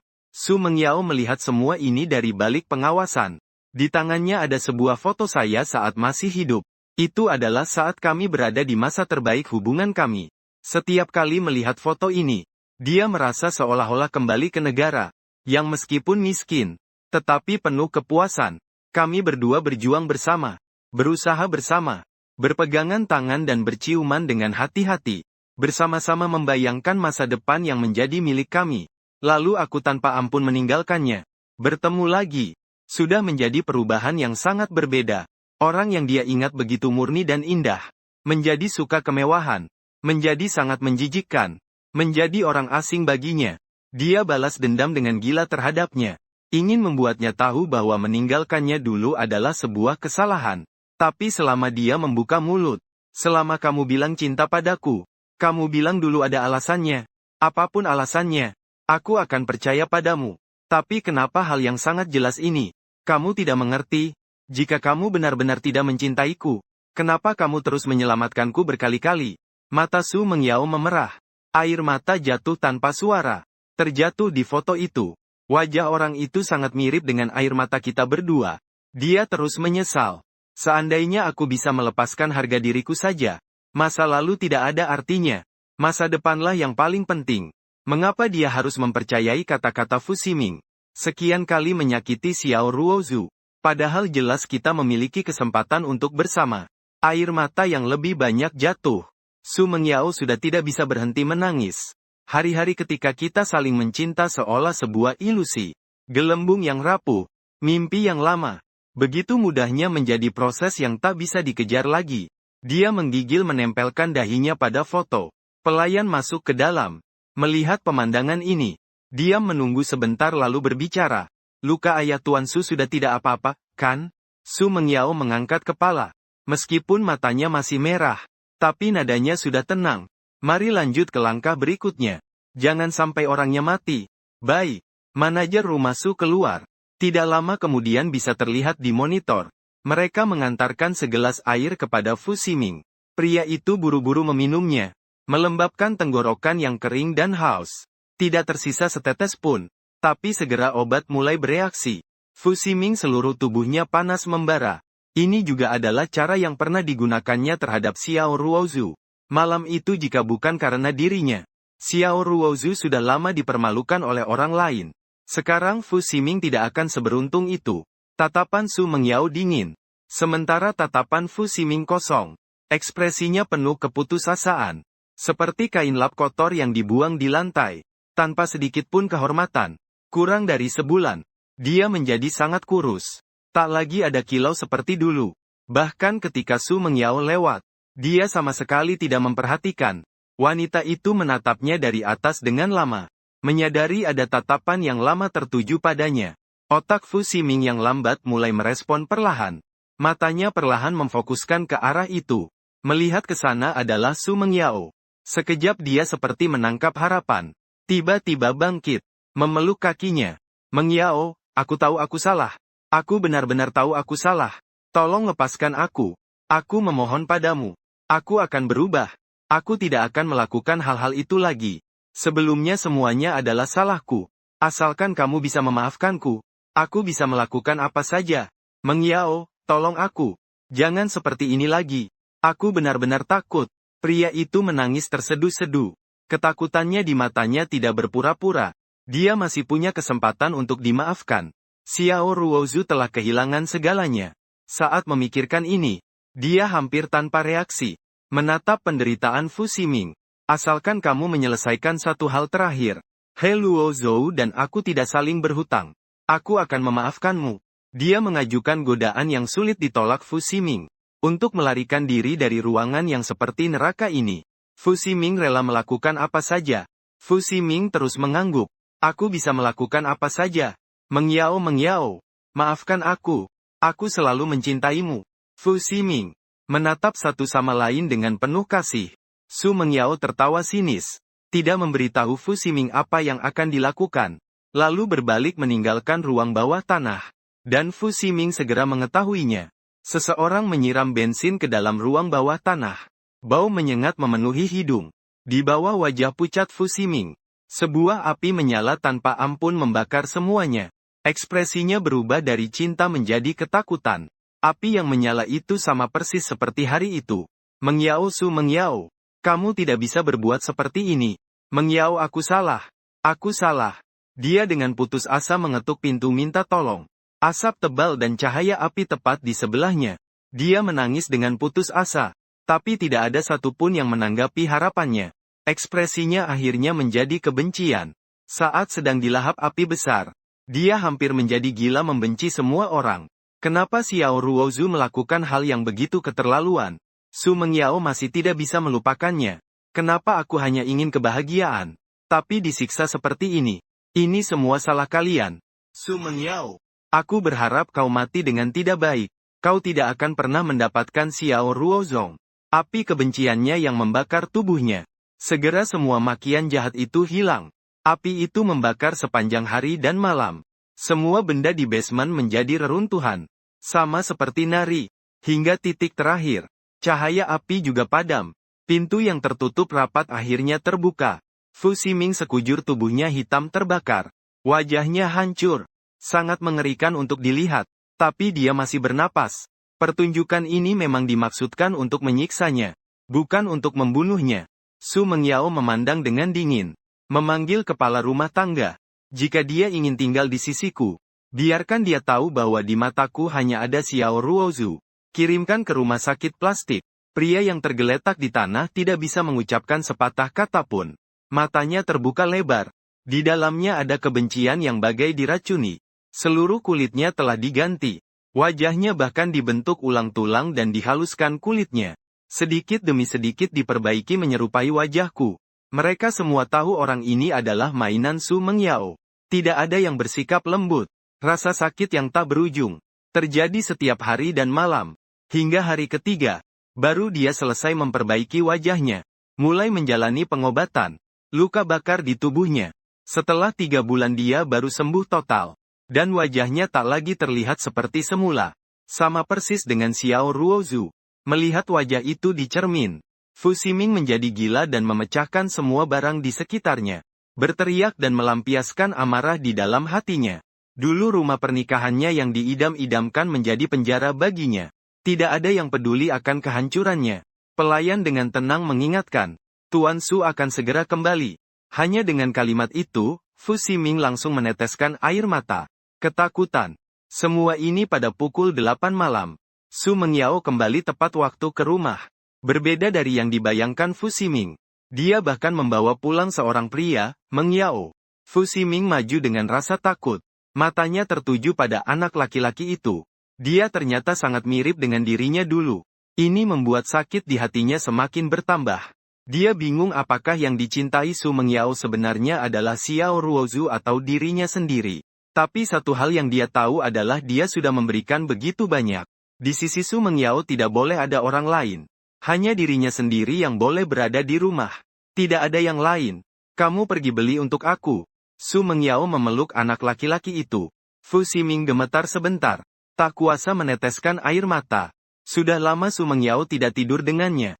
Tatapannya selalu penuh dengan kebencian dan jijik. Sekarang malah harus bersama ini.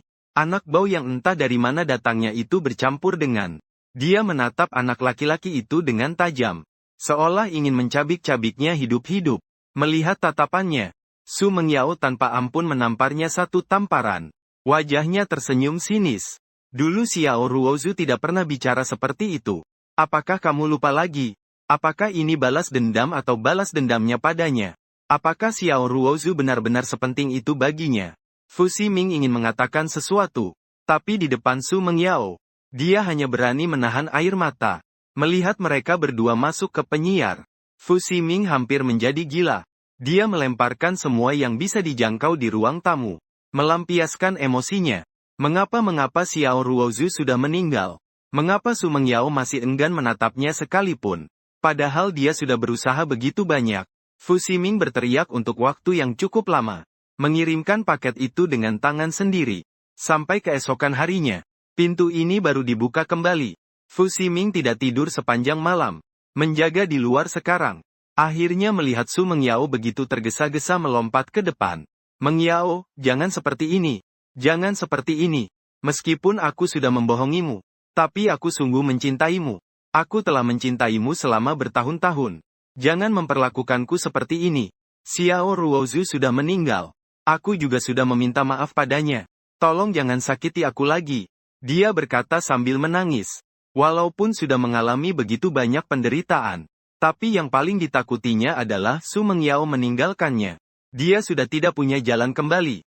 Dia hanya memiliki Su Mengyao. Dia bisa menerima dirinya menjadi pengganti orang mati Xiao Ruozu. Dia juga bisa dipermalukan oleh Su Mengyao. Hanya ada satu hal. Yaitu jangan meninggalkannya. Sekalipun hanya melihatnya sekali saja. Dia jelas sangat mencintaimu. Tapi Su Mengyao tidak punya niat untuk belas kasihan padanya. Su Mengyao. Mengapa kamu bisa sekejam itu? Begitu keluar pintu. Kamu masih jauh dari cukup membayar hutangnya. Dia membawa anak laki-laki itu pergi. Fu Ximing terdiam di tempat. Ternyata dia masih belum cukup membayar. Padahal dia sudah seperti ini. Masih kalah dibanding Xiao Ruozu 1%. Apakah benar-benar harus dia mati agar cukup? Su Mengyao melepaskan anak laki-laki di pelukannya. Baik orang-orang ini maupun Fu Ximing. Dia tidak memiliki perasaan sama sekali. Mereka semua adalah alat yang dia gunakan untuk menebus kesalahan Xiao Ruozu. Dia menyalakan sebatang rokok. Tuan Su, kalau begitu saya akan pulang dulu. Anak laki-laki itu diam-diam pergi. Dia jauh lebih pintar dari Fu Ximing. Tapi dia juga bukan orang yang ambisius. Su Mengyao mengangguk. Mei menjawab. Seseorang berjalan pelan-pelan. Tidak ada tujuan. Tidak ada arah. Dia hanya merindukannya. Di jalan yang ramai berlalu lalang kendaraan. Banyak orang melewati di sampingnya. Saat dia menengadah, tanpa sengaja melihat sosok yang familiar. Su Mengyao bahkan tidak melihat wajah depan orang itu. Hanya sempat melihat sudut itu. Lalu tiba-tiba tertarik oleh pandangan itu. Seolah-olah secara takdir dia memang harus menatapnya. Jantungnya tiba-tiba berdetak lebih cepat. Begitu saja terpana mengikuti bayangan itu. Memegang tangan orang lain. Dia menoleh kepada wanita di sampingnya dan berkata sesuatu. Ini membuat Su Mengyao akhirnya melihat wajahnya. Ternyata persis sama dengan Xiao Ruozu. Dia melihat dengan tidak percaya untuk waktu yang lama. Jarinya perlahan bergetar. Tidak mungkin salah. Itu memang Xiao Ruozu. Dia pasti tidak akan salah mengenali. Xiao Ruozu tidak mati. Orang yang dia pikirkan siang dan malam ternyata tidak mati. Dan bahkan berada di tempat yang begitu dekat dengannya. Seketika kebahagiaan karena mendapat kembali yang hilang membanjiri. Tidak peduli karena apa. Selama Xiao Ruozu belum mati, itu sudah cukup. Su Mengyao ingin mengejarnya. Tapi di saat berikutnya dia malah menciumnya wanita di sampingnya. Matanya membelalak. Lalu matanya memerah karena darah. Menerobos kerumunan dan berlari ke arahnya. Merebut orang itu dengan sekali genggaman. Xiao Ruozu. Dia mengatupkan gigi dan mengucapkan nama itu. Tidak percaya dengan apa yang terjadi di depan mata. Dia telah menyiksa diri setiap hari demi Xiao Ruozu. Fu Ximing bertaubat dan meminta maaf di depan makam Xiao Ruozu. Bahkan memutuskan setelah menyelesaikan urusan dengan Fu Ximing, mereka akan mati bersama. Pergi ke bawah untuk bertemu dengan orang yang dicintainya. Tapi Xiao Ruozu bukan hanya tidak mati. Malahan ada di samping orang lain. Apakah dia sangat membenciku seperti itu? Bahkan rela berpura-pura mati untuk meninggalkanku. Dia maju dan menggenggam tanganku erat-erat. Menatap wajah yang selalu terngiang di pikirannya ini. Matanya perlahan memerah. Dia sudah sering berpikir. Jika dia tidak mati, dia sudah menemukannya. Dia pasti akan melakukan apa saja untuk bersama dengannya. Dia bisa memukulnya, memarahinya, mengambil ginjal yang dia donorkan untuknya juga bisa. Asal dia bisa kembali. Dia bisa melakukan apa saja. Bahkan nyawanya sendiri juga bisa. Dia ingin membuktikan pada dia. Su Mengyao yang berusia 18 tahun mencintainya tanpa kompromi. Su Mengyao yang berusia 28 tahun juga tidak berubah. Fu Ximing hanyalah kesalahan yang dia buat. Tapi sekarang dia benar-benar bertemu denganku lagi. Tapi tidak tahu bagaimana harus mulai bicara. Aku melepaskan tangannya. Memperlihatkan ekspresi tidak sabar. Kamu benar-benar menyebalkan. Su Mengyao pura-pura mati pun tidak bisa lepas darimu. Satu kalimat yang sangat menyakiti hati Su Mengyao. Membuatnya sakit sampai hampir tidak bisa bernapas. Baru saja tadi. Dia masih berpikir mungkin saja ada salah paham. Tidak disangka kenyataannya memang seperti itu. Kenapa harus melakukan ini? Dia gemetar hanya bisa mengucapkan kalimat ini. Dulu ketika dia meninggalkanku saat perpisahan. Su Mengyao juga bertanya hal yang sama. Sekarang aku pura-pura mati untuk meninggalkannya. Dia masih tidak mengerti mengapa harus seperti ini. Apakah kamu benar-benar tidak mencintaiku sedikit pun? Apakah kamu benar-benar tidak peduli padaku sedikit pun? Lalu kenapa kamu menyelamatkanku? Kenapa kamu memberiku ginjalmu sendiri? Asal kamu beri aku alasan. Meski itu alasan palsu, aku juga akan mempercayaimu. Tetapi tidak. Aku tetap dingin dan tanpa perasaan seperti dulu. Tentu saja aku benci padamu. Aku tidak ingin melihatmu. Su Mengyao. Semoga kamu punya sedikit kesadaran diri. Anggap saja aku mati dalam kebakaran itu. Sekarang aku sudah punya nama baru. Namaku Xiao Zichu. Aku tersenyum tipis. Benar-benar menghancurkan hati Su Mengyao. Dia melihat kami pergi di depannya. Setelah tidak melihat sedikit pun bayangan kami, dia pun berteriak putus asa. Banyak orang di jalanan ketakutan dan mencelanya. Dia gila. Xiao Ruzu. Bagaimana kamu bisa sekejam itu? Dia memanggil pelayan. Segera menyelidiki nama Xiao Zichu ini. Dan wanita di sampingku itu. Setelah mendapatkan petunjuk, segalanya menjadi sangat mudah untuk ditelusuri. Identitas Xiao Zichu adalah mahasiswa universitas terkenal luar negeri. Dia juga anak angkat keluarga Xiao. Sedangkan wanita di sampingku adalah tunanganku. Putri bungsu keluarga Su, Sujia. Su Mengyao tidak bisa dikatakan memiliki kekuatan besar. Hanya setapak masuk ke dalam lingkaran kelas atas. Setelah Xiao Ruozu meninggalkanku lagi. Pilihanmu adalah keluarga Xiao, bukan? Matanya merah menyala. Tak bisa kubilang apakah itu sakit atau benci. Dia memutuskan kali ini dengan cara apapun. Dia akan membuatnya tetap di sisinya. Bahkan jika membuatnya membenci dirinya, dia tidak akan pernah melepaskannya lagi. Kebencian karena 2 kali ditinggalkan, membuat cintanya padaku menjadi obsesi. Kembali ke rumah, Su Mengyao tidak mengurusi apa-apa. Langsung kembali ke kamar. Dia harus memikirkan dengan baik. Dengan cara apa dia bisa membawa saya kembali. Beberapa hari ini, bukan tidak kembali. Ia membawa pria kembali. Kali ini jarang sekali sendiri. Ini membuat Fu Ximing melihat harapan. Dia sendiri yang membuatkan meja makan besar. Melalui anak laki-laki kemarin itu, dia sudah memikirkannya dengan jelas. Dia sekarang sudah suami Su Mengyao. Xiao Ruozu juga sudah mati. Tidak ada yang bisa merebut Su Mengyao darinya. Selama waktunya lama, Su Mengyao pasti akan melepaskan Xiao Ruozu. Fu Ximing berhayal tentang hidup bersama Su Mengyao sampai tua. Dengan hati-hati naik ke lantai atas. Mendorong pintu kamar. Mengyao, aku sudah masak malam ini, coba deh. Dia tersenyum dan sangat mirip denganku. Dia tahu wajahnya sendiri. Belakangan ini, tidak peduli seberapa marah Su Mengyao. Dia tidak pernah memukul wajah yang milikku ini. Tapi hari ini begitu Su Mengyao melihat wajah Fu Ximing ini, langsung teringat aku yang dingin. Marahnya langsung keluar. Pada aku dia tak tega untuk bertindak. Tapi Fu Ximing tentu saja tidak peduli. Dia menatapnya tanpa ekspresi dan berkata maju sini. Membuat pria itu senang. Menyelip ke depan wanita itu. Wajah ini sebelumnya mengalami rasa sakit pengikisan tulang dan penghalusan kulit. Mengubahnya selama 3 hari penuh. Baru bisa dibuat persis sama denganku. Su Mengyao mencubit dagu Fu Ximing. Dingin tak berujung muncul di hatinya. Namun menghancurkan wajah ini. Dia berkata sambil melepaskan tangan. Apa itu? Fu Ximing tidak percaya. Dia bahkan mengira dirinya salah dengar. Bagaimana mungkin Su Mengyao membiarkannya menghancurkan wajah yang sama seperti Xiao Ruozu ini? Tidak mengerti. Aku bilang menghancurkan wajah ini. Dia tiba-tiba berteriak marah. Fu Ximing kaget dan gemetar. Melihat tumpukan dokumen di atas meja. Pria di dalamnya meskipun namanya tertulis Xiao Zichu. Tapi dia sama seperti Su Mengyao. Sekilas bisa mengenalinya. Ini adalah Xiao Ruozu. Hanya Xiao Ruozu yang bisa membuat Su Mengyao seperti ini. Xiao Ruozu belum mati. Dalam sekejap, wajah Fu Ximing menjadi pucat. Karena Xiao Ruozu belum mati, dia hampir merusak wajahnya sendiri. Su Mengyao tidak pernah peduli sedikit pun padanya.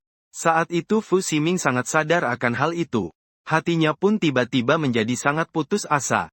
Apapun yang dilakukannya, di hati Su Mengyao tidak sebanding dengan sehelai rambut Xiao Ruozu. Padahal dia masih berpikir masa tersakit sudah berlalu.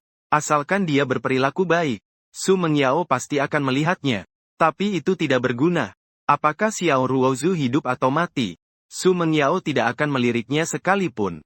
Bahkan demi rasa bersalahnya terhadapku, dia terus menyiksa dirinya sendiri. Dia memang salah. Apa Su Mengyao tidak salah juga? Fu Ximing tertawa dingin. Cinta padanya benar-benar terkikis habis. Tinggal hanya kebencian. Kamu tuli atau bagaimana? Kenapa belum bertindak juga? Su Mengyao mengerutkan alis. Fu Ximing tidak pernah membangkang terhadap ucapannya. Kenapa aku harus bertindak? Kalau berhutang pun itu kamu yang berhutang padanya. Tapi penderitaan berhari-hari membuat Fu Ximing tak tahan lagi. Kabar bahwa aku belum mati. Seperti batang padi terakhir yang menimpanya. Dia tidak percaya pada dirinya sendiri. Sampai sekarang dia masih merasa apa yang dia lakukan masih kalah dari orang itu. Dia memandang Su Mengyao dengan penuh kebencian. Xiao Ruozu sepenting itu dalam hatimu? Meski dia meninggalkanmu berulang kali. Lalu aku bagaimana? sebenarnya aku ini apa? Aku juga mencintaimu bertahun-tahun. Su Mengyao. Jelas kamu juga pernah menyukaiku, kan? Kalau tidak, kenapa mau setuju menikah denganku? Bukankah begitu? Xiao Ruozu. Dia sudah lama meninggal. Dia tidak menginginkanmu lagi. Tidak bisakah kamu menatapku sekali saja? Dia berteriak dengan suara serak. Tapi kata-kata itu hanya membuat Su Mengyao semakin marah. Matanya penuh dengan kegilaan. Aku tidak pernah menyukai Nidi. Fu Ximing. Kamu pura-pura kecelakaan untuk memaksaku menikah denganmu. Dan sekarang Xiao Ruozu belum mati. Dia tidak meninggalkanku. Dia akan kembali kepadaku. Aku akan menikah dengannya. Aku akan bersama dia sampai tua. Apa hakmu untuk dibandingkan dengan Ruozu? Kamu hanyalah mainan kecil yang kugunakan sesuka hati. Kesedihan yang sejati. Hanya pikiran. Air mata keluar dari mata Fu Ximing. Dia pertama-tama tertawa pelan beberapa kali. Lalu tertawa dengan gila. Matanya penuh dengan kebencian yang mengejek. Kamu yang tidak bisa mempertahankan Xiao Ruozu. Kamu yang berulang kali mempermalukannya dengan uang. Semua yang melakukan ini adalah kamu. Su Mengyao. Dia sudah pernah menyelamatkanmu, lalu bagaimana? Dia sudah lama tidak mencintaimu. Hanya kamu yang belum bisa move on. Haha Su Mengyao. Kamu juga punya. Hari ini kamu dan Xiao Ruozu tidak akan bersama. Kalian semua tidak akan berakhir dengan baik. Kebencian di matanya membuat Su Mengyao terkejut. Dia maju dan menendang kepala. Diam, diam. Aku dan Ruozu akan bersama. Kita akan selalu bahagia. Kita tidak akan pernah berpisah lagi. Fu Ximing perlahan menutup matanya. Benar-benar tidak ada lagi tanda-tanda perlawanan. Dia mati begitu saja. Su Mengyao terlambat menyadari. Agak sulit dipercaya. Fu Ximing ternyata meninggal begitu saja dengan mudah. Melihat pria itu yang tak lagi bersuara, Su Mengyao merasa bingung sejenak. Seakan dia akan membuka mata lagi. Dia berdiri cukup lama. Tubuh pria itu semakin kaku. Menjadi dingin. Dia tidak akan hidup kembali. Su Mengyao menarik napas dalam-dalam. Baru bisa melepaskan diri dari pemandangan ini. Dia tiba-tiba merasa sangat lelah. Di luar terdengar suara ketukan pintu. Yang masuk adalah pelayan. Melihat Fu Ximing yang tak bergerak di lantai, dia sepertinya tidak terlalu terkejut. Bos Su, dalam beberapa hari nanti keluarga Su akan mengadakan jamuan. Apakah Anda akan pergi? Kudengar akan resmi mengumumkan pertunangan Tuan Xiao dan Nona Su. Su Mengyao meremas alisnya. Suara serak. Ku tidak hanya harus pergi, tapi juga harus menyiapkan hadiah besar. Aku harus mengunjungi dengan baik. Keluarga Su berani merebut orang dariku. Selain itu, urus juga barang ini. Dia dengan santai menunjuk 4 pengurus dan mengangguk. Dan juga Tuan Su. Kami menemukan sesuatu yang berbeda. Itu tentang Nona dari keluarga Su. Su Mengyao membuka mata. Memang Nona Su baru kembali dari luar negeri. Benar. Tapi sepertinya harta keluarga mereka lebih dari itu.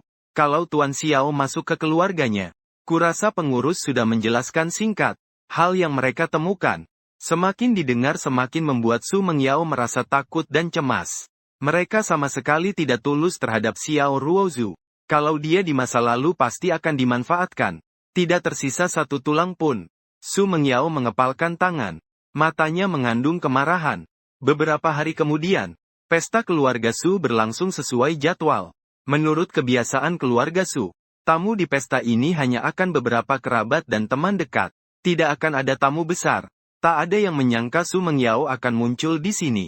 General Manager Su benar-benar sangat rendah hati. Anda sampai mau datang ke pesta kecil seperti ini. Susi yang menjabat CEO saat ini merasa sangat tersanjung. Mereka tidak pernah berpikir bisa berkoneksi dengan General Manager Su yang tokoh besar. Hehe, suami saya tertarik dengan hal ini. Jadi saya datang untuk melihat apa yang dia lakukan di sini. Su Mengyao tanpa ekspresi wajah. Ternyata begitu ya. Kenapa tidak terlihat dia? Aku juga mengajak anggota keluarga kecilku keluar untuk menyambut. Bos Su mengucapkan dengan sangat sopan. Tidak peduli apa alasannya. Hari ini Su Mengyao bisa datang ke pesta mereka. Itu sudah sangat berarti. Tamu lain dia tidak urus.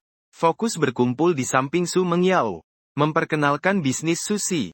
Serta arti sebenarnya dari pesta hari ini. Sebenarnya itu karena putri kecilku yang kurang bisa diandalkan suka pada keluarga Xiao. Dia bersikeras ingin menikah dengannya. Meskipun kami tidak sebesar keluarga Su, tapi setidaknya prosedur harus dijalankan.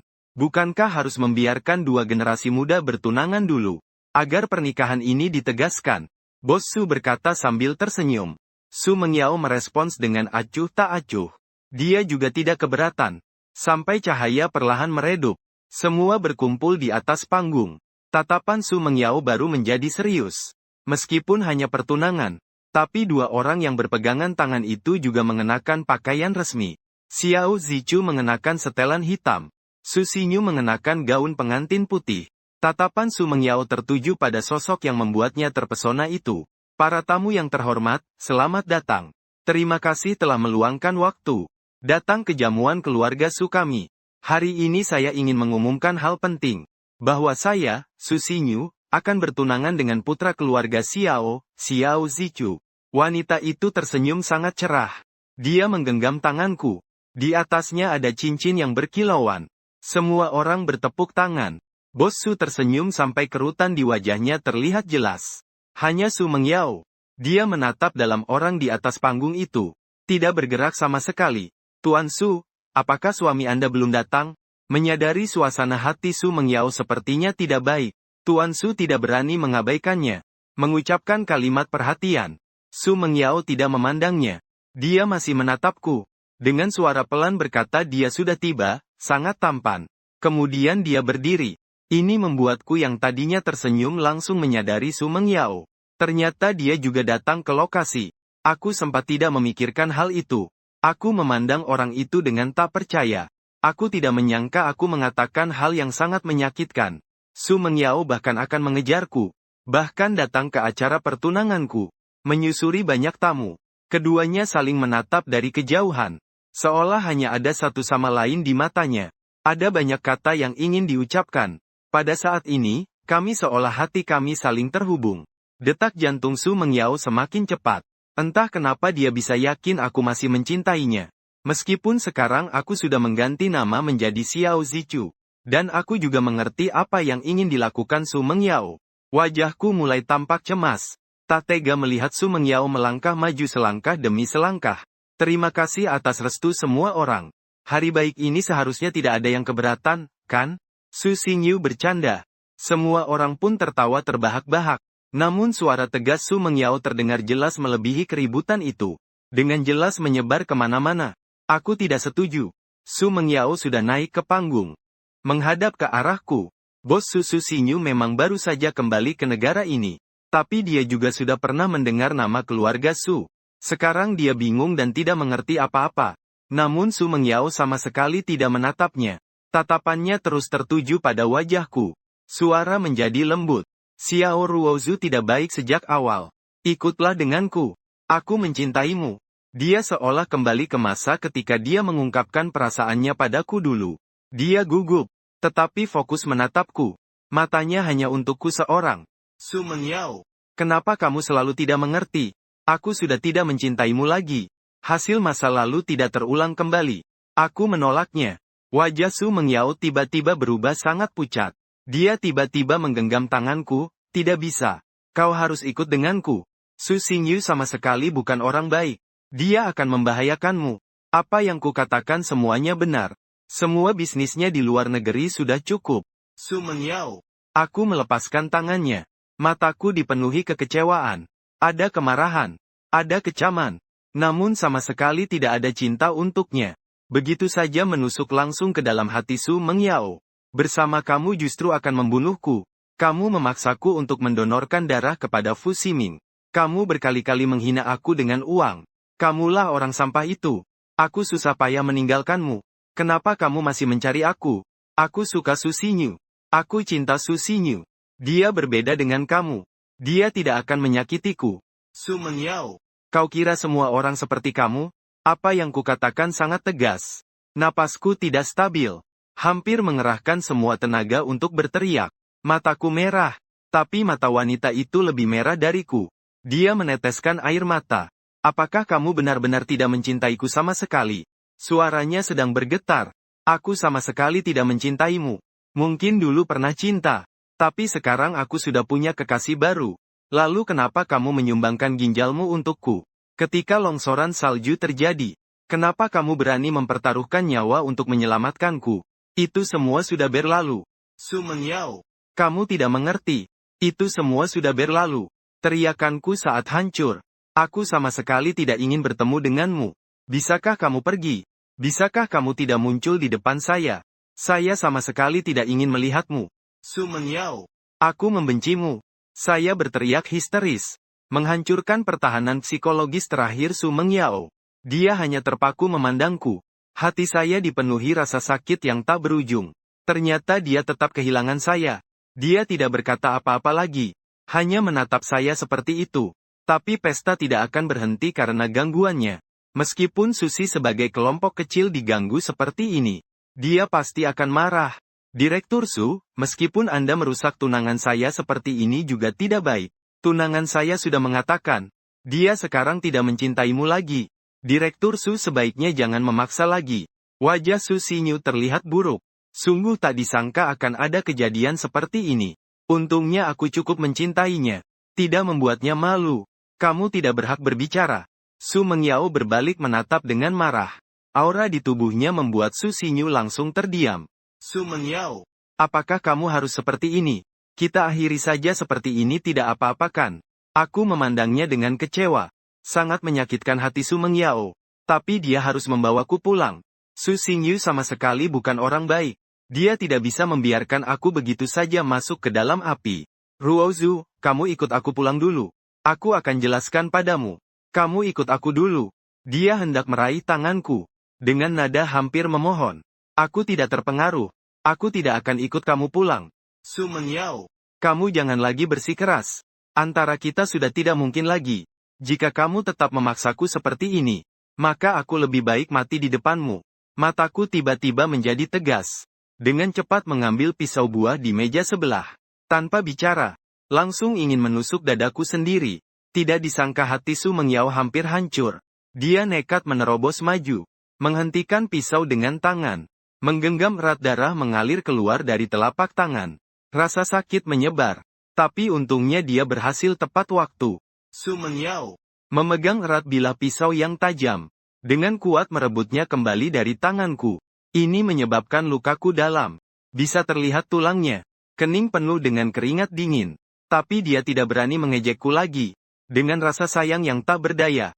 Su Mengyao seperti pecundang yang memalukan. Perlahan turun panggung. Saat itu baru Su Xinyu menyadari. Apa yang terjadi? Dia segera memelukku. Dengan penuh perhatian bertanya. Apakah kamu baik-baik saja? Kenapa kamu begitu impulsif tadi? Bagaimana kalau kamu terluka? Tidak akan. Su Xinyu. Aku tersenyum paksa. Menahan air mata. Su Mengyao masih sama seperti dulu. Saat aku dalam bahaya, dia tetap akan nekat maju tanpa pikir panjang. Tapi justru karena itu, kita harus berjarak lebih jauh. Aku tidak ingin melibatkan dia. Melihat sosok sepi itu, aku tak bisa menahan diri. Air mata tak sadar jatuh dari mataku. Melihat itu, Su Xinyu memelukku dan menenangkan. Tak ada yang tahu hatiku juga sakit luar biasa. Meskipun telah membuat keributan seperti Su Mengyao. Namun pesta pertunangan tetap ditutup. Aku juga sudah merapikan perasaanku. Mari kita pulang.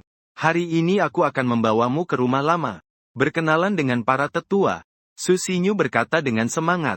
Dia sebelumnya sudah ingin membawaku ke rumah lama. Tapi saat itu namaku belum sah. Kata-kata tidak sesuai. Identitasku setidaknya adalah anak angkat keluarga Xiao. Sekarang akhirnya ada kesempatan. Mataku memancarkan cahaya keserakahan. Baiklah. Kalau begitu kita sudah bertunangan. Kapan kita bisa menikah ya? Su Xinyu. Kamu juga tahu. Aku tidak punya pengaruh yang kuat di keluarga Xiao. Aku meraih tangan Su Xinyu. Dengan khawatirku bertanya mengapa terburu-buru. Kita sudah bertunangan. Menikah bukan perkara sulit. Tunggu saja kakekmu bertemu dan merasa puas. Itu sudah pasti akan terjadi. Tenanglah. Su Xinyu tersenyum. Alasan dia dulu menghargai aku adalah karena hal itu. Tanpa ayah dan ibu, keluarga Xiao hanya mengadopsiku. Tidak mungkin memberi aku banyak saham. Bahkan beberapa saudara keluarga Xiao benci sekali aku mati. Tidak ada yang berebut harta warisan dengan mereka. Kekuatanku lemah. Mengendalikan aku sangatlah mudah. Kami naik mobil dan pergi ke keluarga Su. Di rumah tua ini tidak banyak orang. Hanya beberapa. Keluarga inti Su. Halaman yang luas terlihat menyeramkan. Tapi aku seperti tidak menyadarinya. Dengan senyum penuh harapan. Aku bahkan tidak menyiapkan hadiah. Kakek pasti tidak akan marah padaku, kan? Tidak mungkin, dia sangat menantikan kamu. Selalu menunggu untuk bertemu denganmu. Baguslah. Akhirnya aku akan memiliki keluarga sendiri.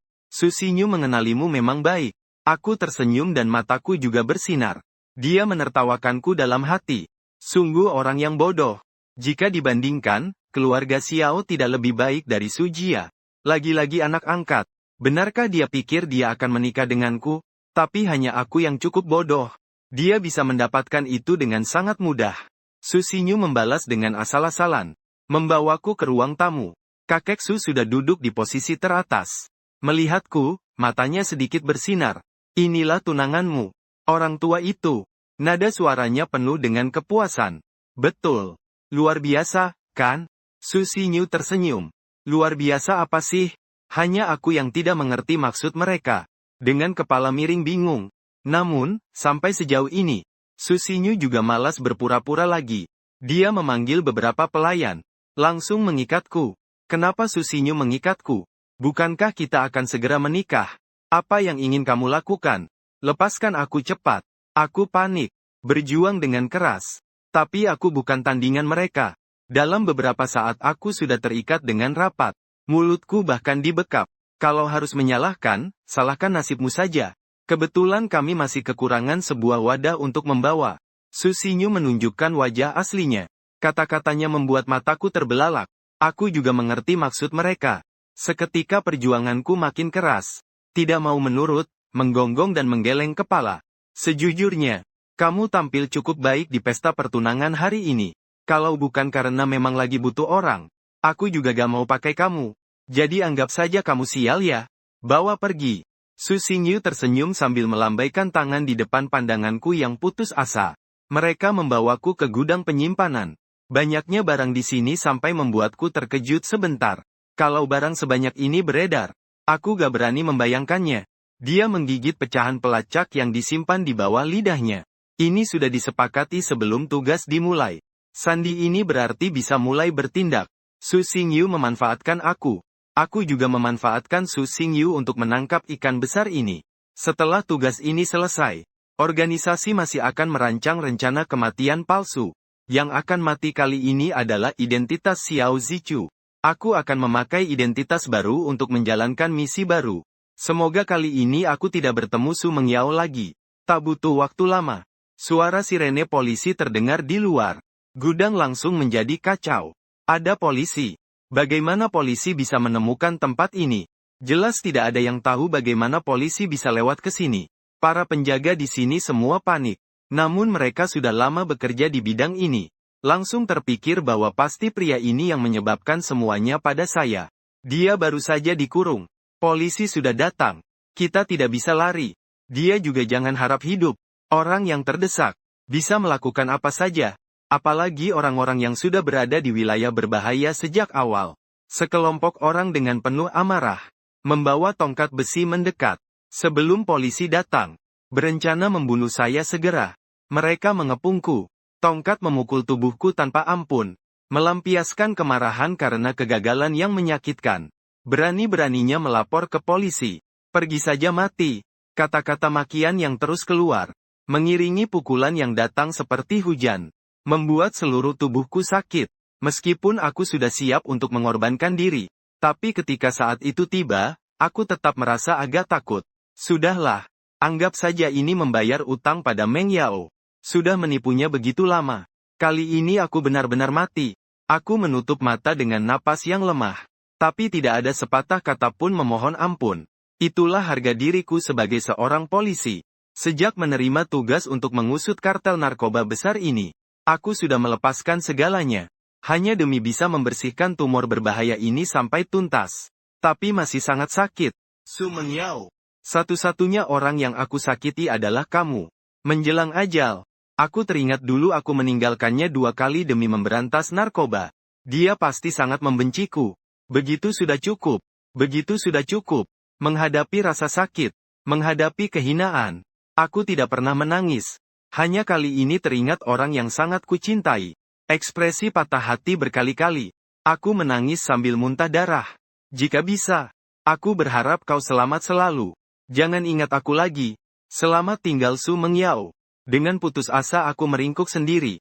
Xiao Ruozu seumur hidupnya berteriak penuh kesedihan yang tak terhitung.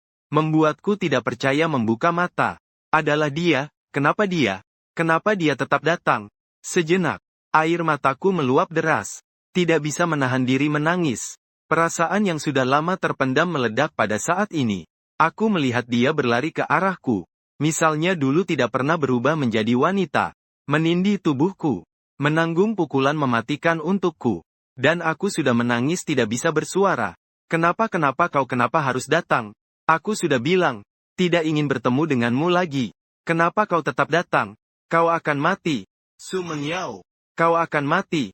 Aku bisa merasakannya. Karena campur tangan Su Mengyao, orang-orang itu memukul lebih keras. Wajah wanita itu semakin pucat. Dia tetap tersenyum kepadaku. Sudah baik bisa mati di sisimu. Ruo Zhou, jangan menangis. Mendengar itu air mataku semakin deras. Aku memeluk wanita itu erat-erat. Aku sudah menyakitimu seperti itu. Kenapa kamu masih datang? Aku tidak ingin melibatkanmu. Aku tidak ingin seperti ini, Mengyao. Kenapa kamu masih datang? Aku sudah berbuat terlalu banyak hal yang salah. Kenapa kamu masih ingin menyelamatkanku? Wanita itu tersenyum pelan. Dengan lembut menghapus air mataku. Karena aku mencintaimu. Ruo Zhou. Apakah kamu mencintaiku? Suara Su Mengyao sangat lemah. Matanya hampir tak bisa terbuka. Tapi dia masih berusaha mencetak wajah orang yang sangat aku cintai seumur hidup ini. Dengan dalam ke dalam ingatan. Tak mau melewatkan satu detik pun. Aku mencintaimu. Aku selalu mencintaimu. Bagus sekali. Su Mengyao tersenyum bahagia. Dia seperti itu menghalangi di depanku.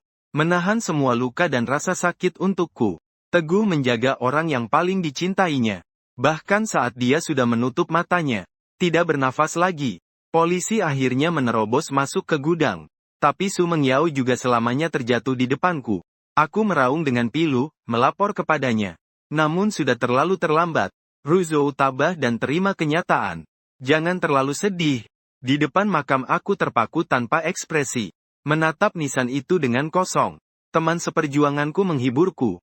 Kita semua tahu betapa besar risikonya menjadi polisi anti narkoba.